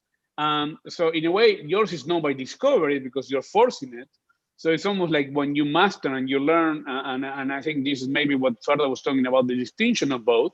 And it's a way to start to manipulate both. It's something that we discovered from the biological world, and then we start to customize and control through whatever technology, and whatever technology was 500 years ago, 600 years ago, and today, it still is technology. And then it becomes about the matter of precision and about control it and define those mechanisms. So for me, this moment is fantastic. But to me, your project, I understand the notion of decay, but I will start to play with the notion between the relation between decay and fermentation, or as those mechanisms, because I think it's super controlled, but also because the quality of the sublime that I read across your film at any given time. So I think it's a pretty exquisite work, and congratulations. Can I just jump in on that to just a couple of things quickly? I mean, one, I think it's really beautifully done, really, really nice film, very evocative and aspects. But to follow on a little bit from what Hernan was talking about, I also have a certain disquiet, which is that the first setup of images, just before you get to the title, actually, they set up such a beautiful, I mean, the process, you know, the process of the flower decaying, the process of the organic material in the glass is starting to decay, and the complexity of those decays are amazing. And for me, they get slightly, it doesn't follow as well when you then turn to the architecture and we get these giant balls, these spheres, which, you know, at the level, I mean, you know, these images right now, they're amazing, you know, in terms of how that decay is actually taking place. But then just after this, when we get to the buildings and we have these, you know, giant size spores, you know, they're not at the level of the microscopic, which is what's so seductive about real decay, because it happens almost before you know it, you know. But scalarly, there's something else going on here. So for me, that drops down in intensity. But then when you get to the dolls that are all jumbled together and how they both form and then get coated and stuff, I think there's some really beautiful stuff in some of the liquid aspects of it. But in terms of what Hernan was saying, it came to my mind, you know, 20 years ago, if you talked about cooking, you talked about techniques. This is how you make this is how you put it together. And then about 20 years ago, we started talking about the molecular notion of cooking. And we start to talk about what is caramelization, what's the Maillard effect, what is the, you know, what are the things that are going on? So as Hernan was talking about fermentation and aging and, you know, how you tenderize things by letting them slightly rot and so on and so forth. So I think what's interesting is that application into architecture where it's no longer just about the techniques of this is how you build this is how you take it apart, but actually get into the kind of molecularization of transformation. You know, what are the, you know, not just purely scientific, but nonetheless the complex reactions as opposed to just impositions onto something. And I think in that sense, it's a really provocative thesis, you know, at that level. I just think that, you know, you clearly have incredible talent. I think there are some parts of it that are clunkier than other parts. And that because the rest of it is so sophisticated, they kind of stand out to me. But I think, you know, like, I mean, this is a beautiful image right here, but to see the decaying effects as represented by these big globules floating in the air is not nearly as sophisticated as your starting images are, or as some of this stuff, which starts to be more, I think, perceptive in terms of how you could talk about decay. Yes, and to build on this discussion, which I think is very interesting conceptually, and I would also just join everyone else in congratulating you on incredibly aesthetically and beautiful film. But I find this notion of materiality and temporality, non-linear time, very interesting in architecture in general, and I think we don't engage nearly enough with it. And just as a first image or experience, for instance, of being in a French castle versus being in a Disneyland is incredibly different. Or being in a, let's say, Vegas Venetian hotel versus being in actual Venice. This type of materiality that is produced by time, by this kind of chemical processes, physics, is incredibly powerful in architecture. And it's something that we never actually engage with in a design process. And I think there is a possibility now through this kind of, you can say, materiality of fake time or simulation to incorporate some of these processes into the design. But I would do it less referentially. Maybe this is a first step because obviously if you think about Baroque facades, I don't know, in Vienna and how well they work with patina and with weather and with time. For hundreds of years, they're maybe not, a couple of hundreds of years, they're not refreshed yet. They still perform fantastically and they give us this, they decayed much slower than, for instance, modernist facades of 20th century that didn't have that kind of articulation, aesthetics, resolution to them, so they don't work so well with weather and things like that. So I think these are all interesting topics, but I think what would be really intriguing is to then incorporate that into design process. Again, for the first time in history, we can now do that. And already complex design synthesis, that is architectural superpower traditionally, how we can engage with it in new materiality, in taking some instruments of or resources of science, of material science, of new materials, of new designs, and how can we incorporate that temporal and ecological aspect into it, I think would be very interesting tool to develop. So very good work.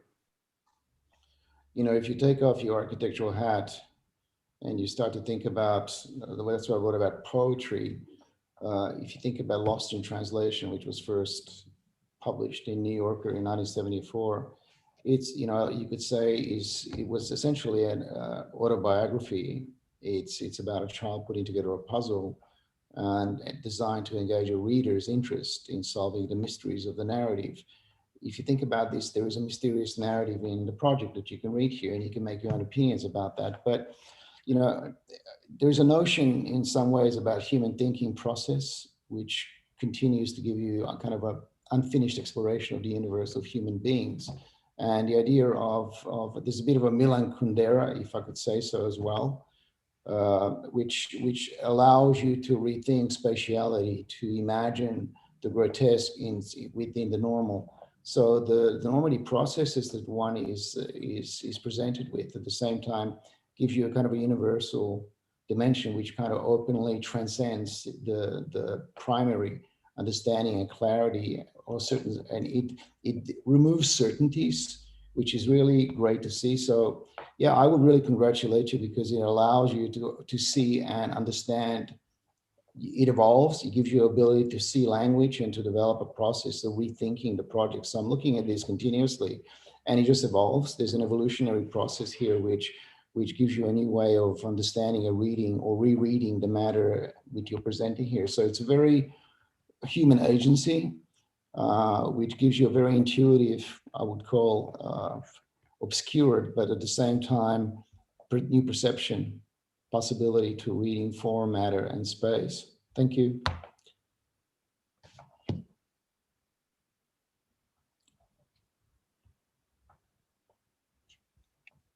Yeah, I really appreciated Hernan's read.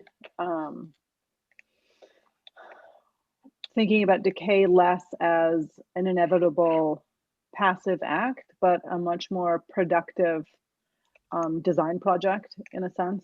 I was then Googling fermented foods, and of course you find the Icelandic fish head shark, and there's also this famous Sardinian sandwich of rotten meat that's so laden with maggots and flies you wear a veil to eat it so the flies don't launch into your eyes. And somehow that's a delicacy. I've not tried it, so I cannot attest to it. But fermentation and that kind of aging of foods in order to transform them into a different kind of flavor level is a really interesting one. And I think maybe think of also an interview with the founder of Impossible Foods, who was looking at the foods that have the same transformative possibilities as meats when reacting with heat. And so meat releases this kind of scent explosion, much like onions and mushrooms, that indicate their kind of transfer from a kind of raw material to a cooked one. And it's that agency of that transformation in the fermentation or in that kind of shift of matter that, I mean, I really love the piece of film. I love the film, and the aesthetics are really, really beautiful. And perhaps my comments are similar to some of the, I guess maybe the first two, I can't remember now, where I'm not necessarily sure what the thesis is. I understand where the project sits in its kind of observation of decay and a desire for celebration in a sense, although you're right, it's celebration of the loss of beauty in age and decay, and much like the idea of fermentation, I would rather than think of it as a loss of beauty, a kind of transfer of beauty into another state. And so like I guess I wonder what this project does for, or how does it operate as a kind of stepping stone to where you go next? Do you conceive of this as a project that's a finite piece, the end of your student career, or do you conceive of it as a project that takes you forward into a kind of trajectory of work that deals with transformation or deals with ruin or deals with aging, in a sense, to think about how that becomes a productive project making tool?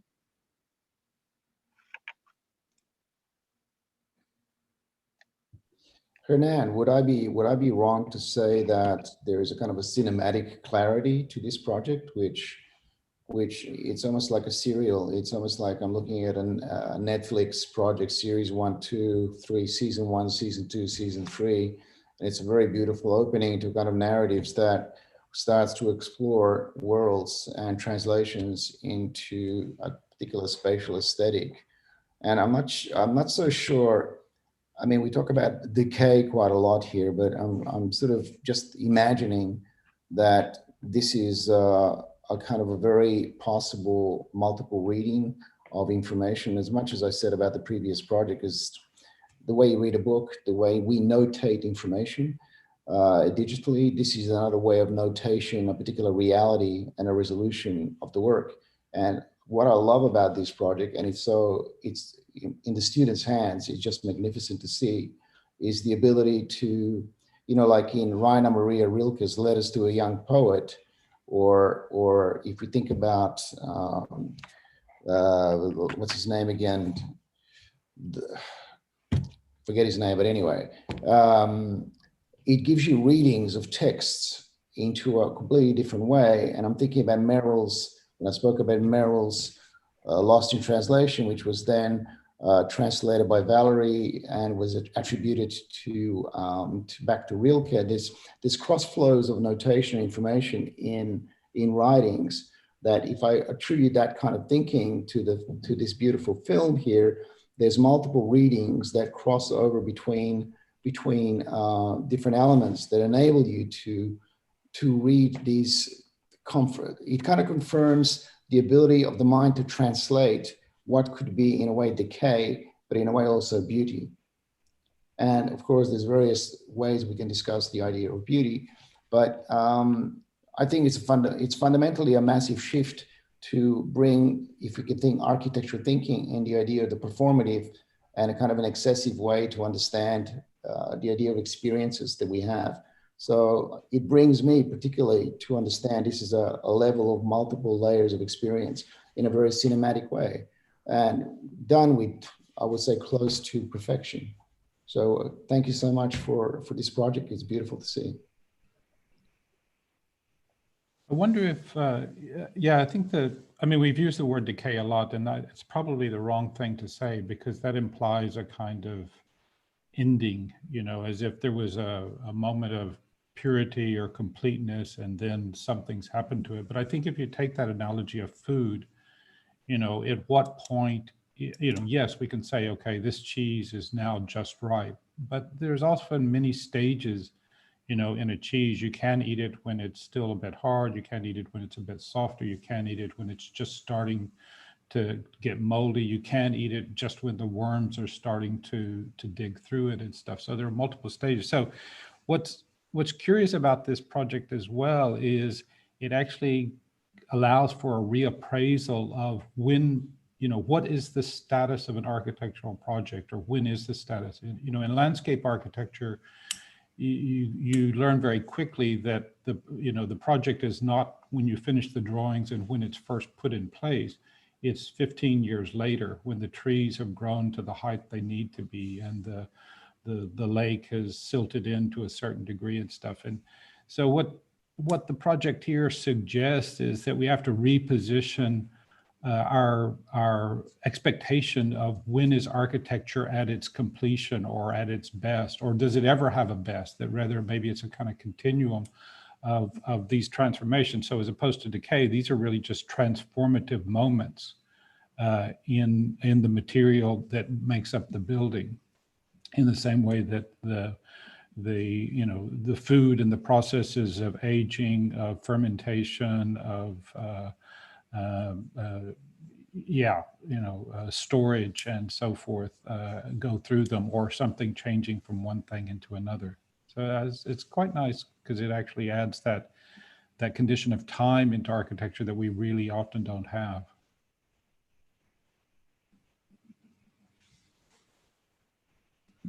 I think that that's a beautiful comment, Donald, you know, and I think that maybe you also, I mean, the quote that you put on the chat is amazing. Very poetic, but I think that you commented earlier how rich, and I think, and other comments, I think Ferda also mentioned the low and the high of the project, you know, like the decay in romantic, you know, there's like a decay that exists. I think that Rich was obsessed with that word. I like, you know, the later interpretations of decay as, what was the word? I wrote it here, my brain is not working. You know, like organic decay, you know, organic and architecture. I think that was Ferda's point. You don't find like organic decay in architecture. You would find it in fermentation, I would guess, or that parallel. And I love I think for Rish, you know, because even though you're not using nature, if you look at the vases that appear at the beginning, this is his case study he did at the beginning of the summer. And he put those jars to decay mixed with what is like a plastic toy and stuff like that. So you had flowers. So you had nature, not nature growing, but nature, you know, I would say liquefying. You know, I think that the baby is liquid. I was saying him like, I don't know. But I think that he saw that in those jars. You know, hopefully he got rid of them. But the idea that it's not even gross, like I think, Donald, your point, if you look at Piet Oudolf, you know, from Hauser and Wirth, the landscape designer, that he designs, yes, like 20 minutes, he can see 20 minutes, 20 years earlier, he can see the future of the amazing landscapes he creates. He said, put it 5 centimeters off, because if not, it's not going to overlap. Yeah, that's right. Imagine that an architect can do that. When you look at his documentary on Hauser and Wirth, you're amazed of his understanding of the seasons, his understanding of growth. So I think that for Rish, I think that's a mindset. I know some stuff gets mixed, but understanding the different decay moment of the plastic bag with the flowers. But even though the word is strange, but it seems liquefied, it's really a different state of things. That is I don't know. I mean, I do think that it's in that. I love the parallels to the cheese. When you look at cheese also, there's a moment where cheese, you have to trash it or you can eat it. And only experts know of like, when do you die? See, like kombucha, all of this stuff that people do by, you know, or a sourdough. My 2 sourdoughs died this summer. So I was like, how do I know that it died? And it's because it has an orange line inside. So there's like something, there's a sign of something, you know, at the end of the row, or really becoming something that is kind of unique. So I do think that for Rish, you know, he's very much understanding the poetics of things. I hope that he maintains that, you know, Rish, and unravels that, you know, encounters what exactly, you know, how he can put it into words. I think the visuals are more clear, I guess, than the writing, maybe, in that sense. I think more, it's also, I mean, I would hope he would also take more than just the poetics. I mean, I think it's the technique and the process, like you said. I mean, because I think most of us as architects, we work to a moment. We work to that time when the whole thing is complete. The paint's nice and white. There's no scratches on anything. It's in a kind of pristine moment, and that is the kind of architecture of completion. Whereas this idea that you have to anticipate what's it going to look like 5 years down the line, 10 years down the line, 20 years down the line, and you incorporate that as part of a procedure, not just because it's an incredible effect, but it's actually part of a way of working, would be amazing, because I think very few of us as architects do that. It's really about this one moment, and then we kind of move on to the next project. But in that sense, I think that Alisa's comment on the difference between a Baroque church and a Disney castle, or a French church, and or a Venice palazzo and the Vegas Venice, which, you know, they sent, for the Venetian, they sent their experts to Venice to copy everything. They couldn't copy the time passing, or the kind of grain, or the decay. Yeah. They couldn't copy that. They could copy, I don't know, forms and overall, but they couldn't copy that kind of the patina, I would say, of Venice, no matter how many experts they sent to replicate Venetian everywhere. So I think that, I like that, you know, that's the parallel of things, you know, buildings aging or ruins, you know, and then, you know, the artificiality of age stuff. Although weird fun fact with respect to, I was just saying, weird fun fact with respect to the Venetian, I was drawing the canals which exist on the 3rd floor of the, whatever it was called, the big base of the building. And Sheldon Adelson, who was the owner of, or is the owner of the Venetian, was behind me, and he said, no, you have to draw the canals deeper or they won't look real. And I said, well, they're on the 3rd floor. No one's going to confuse these with the real canals. They don't stink. And he was like, you're fired. Anyway, so I was fired for about half an hour. But there's an interesting kind of desire for reality and a really twisted understanding of what reality is in that context, where it's like, I need to not be able to see the bottom of the canal. It's like, well, actually, what I prefer is to not smell the stench of the canal in summer. And not really think about the fact that I'm on the 3rd floor in an interior. And so what I really like about the kind of, I guess, quality of decay in this one is how really clean and synthetic it is. Sorry, I have dogs under the desk, if you hear whimpering. How clean and synthetic it is, and how very deliberate it is. And so much about decay, of course, is the unintentional and the accidental, which, of course, the design decay cannot really achieve unless you program it in. But anyway, I just wanted to include that little tidbit. And just a quick comment to build on this. At the moment in this film, we are looking, in this project, we are looking at it based on known references again and on the past. And from this past, we learn all these amazing things about patina, etc. How actually materiality and time are very valuable processes in architecture. But if we fast forward into the future, and materialities that we now have both virtual through simulation, but also material science and some new ideas about ecology and higher resolution of materiality we can now access. How can we incorporate that into synthesis new designs, of new environments, new sort of build ecologies or experiences, whether they're virtual or actual kind of material. So I think that would be very exciting if we develop that. And it's not part of architecture. It was mentioned, it's part, for instance, of landscape architecture. It's also a part of cooking already, also cooking not only in terms of these molecular processes, but also in terms of recent tendencies in cooking is to really look at the much larger ecology of where, how the even ingredients are grown, or cultural ecology in which food participates, etc. So I think architecture also needs to extend its domain much more radically, and materiality and time were always part of it, but we as architects were not incorporating it necessarily into design process.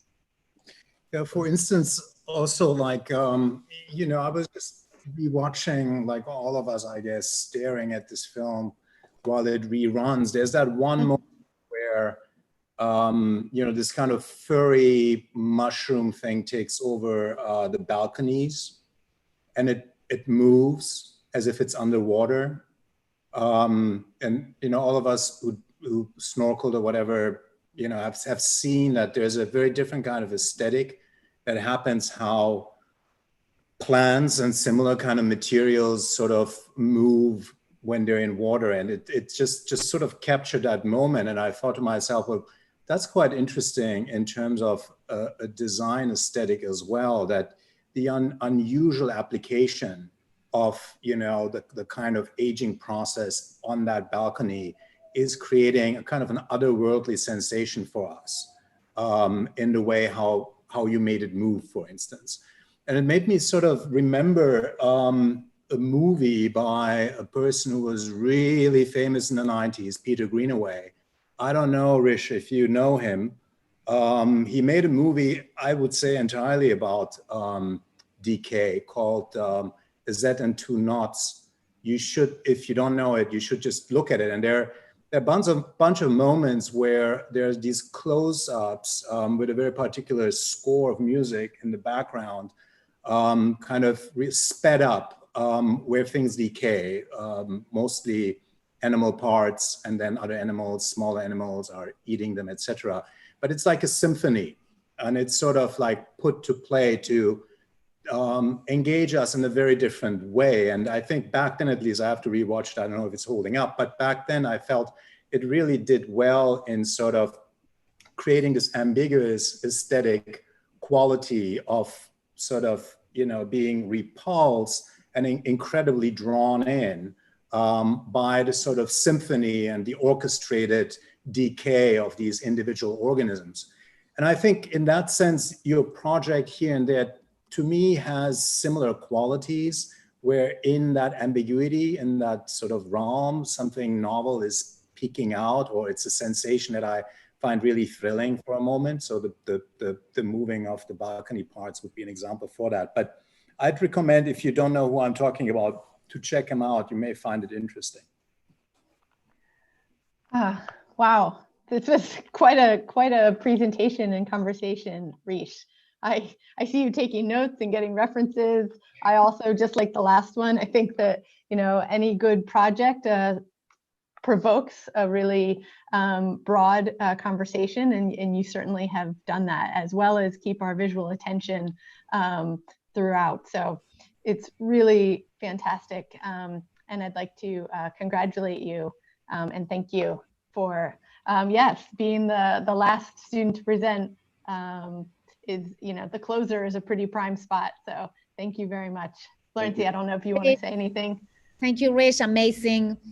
Amazing putrefaction. I'm reading the chat. Rish, amazing presentation. It was great to work with you this semester. And now you're done. You graduated. Well, tomorrow. Tomorrow. So thank you, everybody. Thank you to all the guests. Thank you. You know, you stayed until the end. Some of you have been like every day. Donald, I'm talking about you. You know, thank you so much. Thank you, Kristy, for coordinating. I'm going to put the Zoom link here at 6 o'clock. We have a party on Zoom So if you want to join for drinks in half an hour, we'll be in another channel in the same screen. So thanks, everybody. Thank you, everybody. Thank you to all the for critics. giving us the time. Thank you, thank you, thank you. Yes, especially on your Sunday morning for many of you. Thank you. Thank you for skipping church to be with us. Ciao. Ciao. Thanks, Bye, everyone. Don. Bye. Congrats to the students and the Yeah. advisors. Good way to end it. Thanks. Thank you.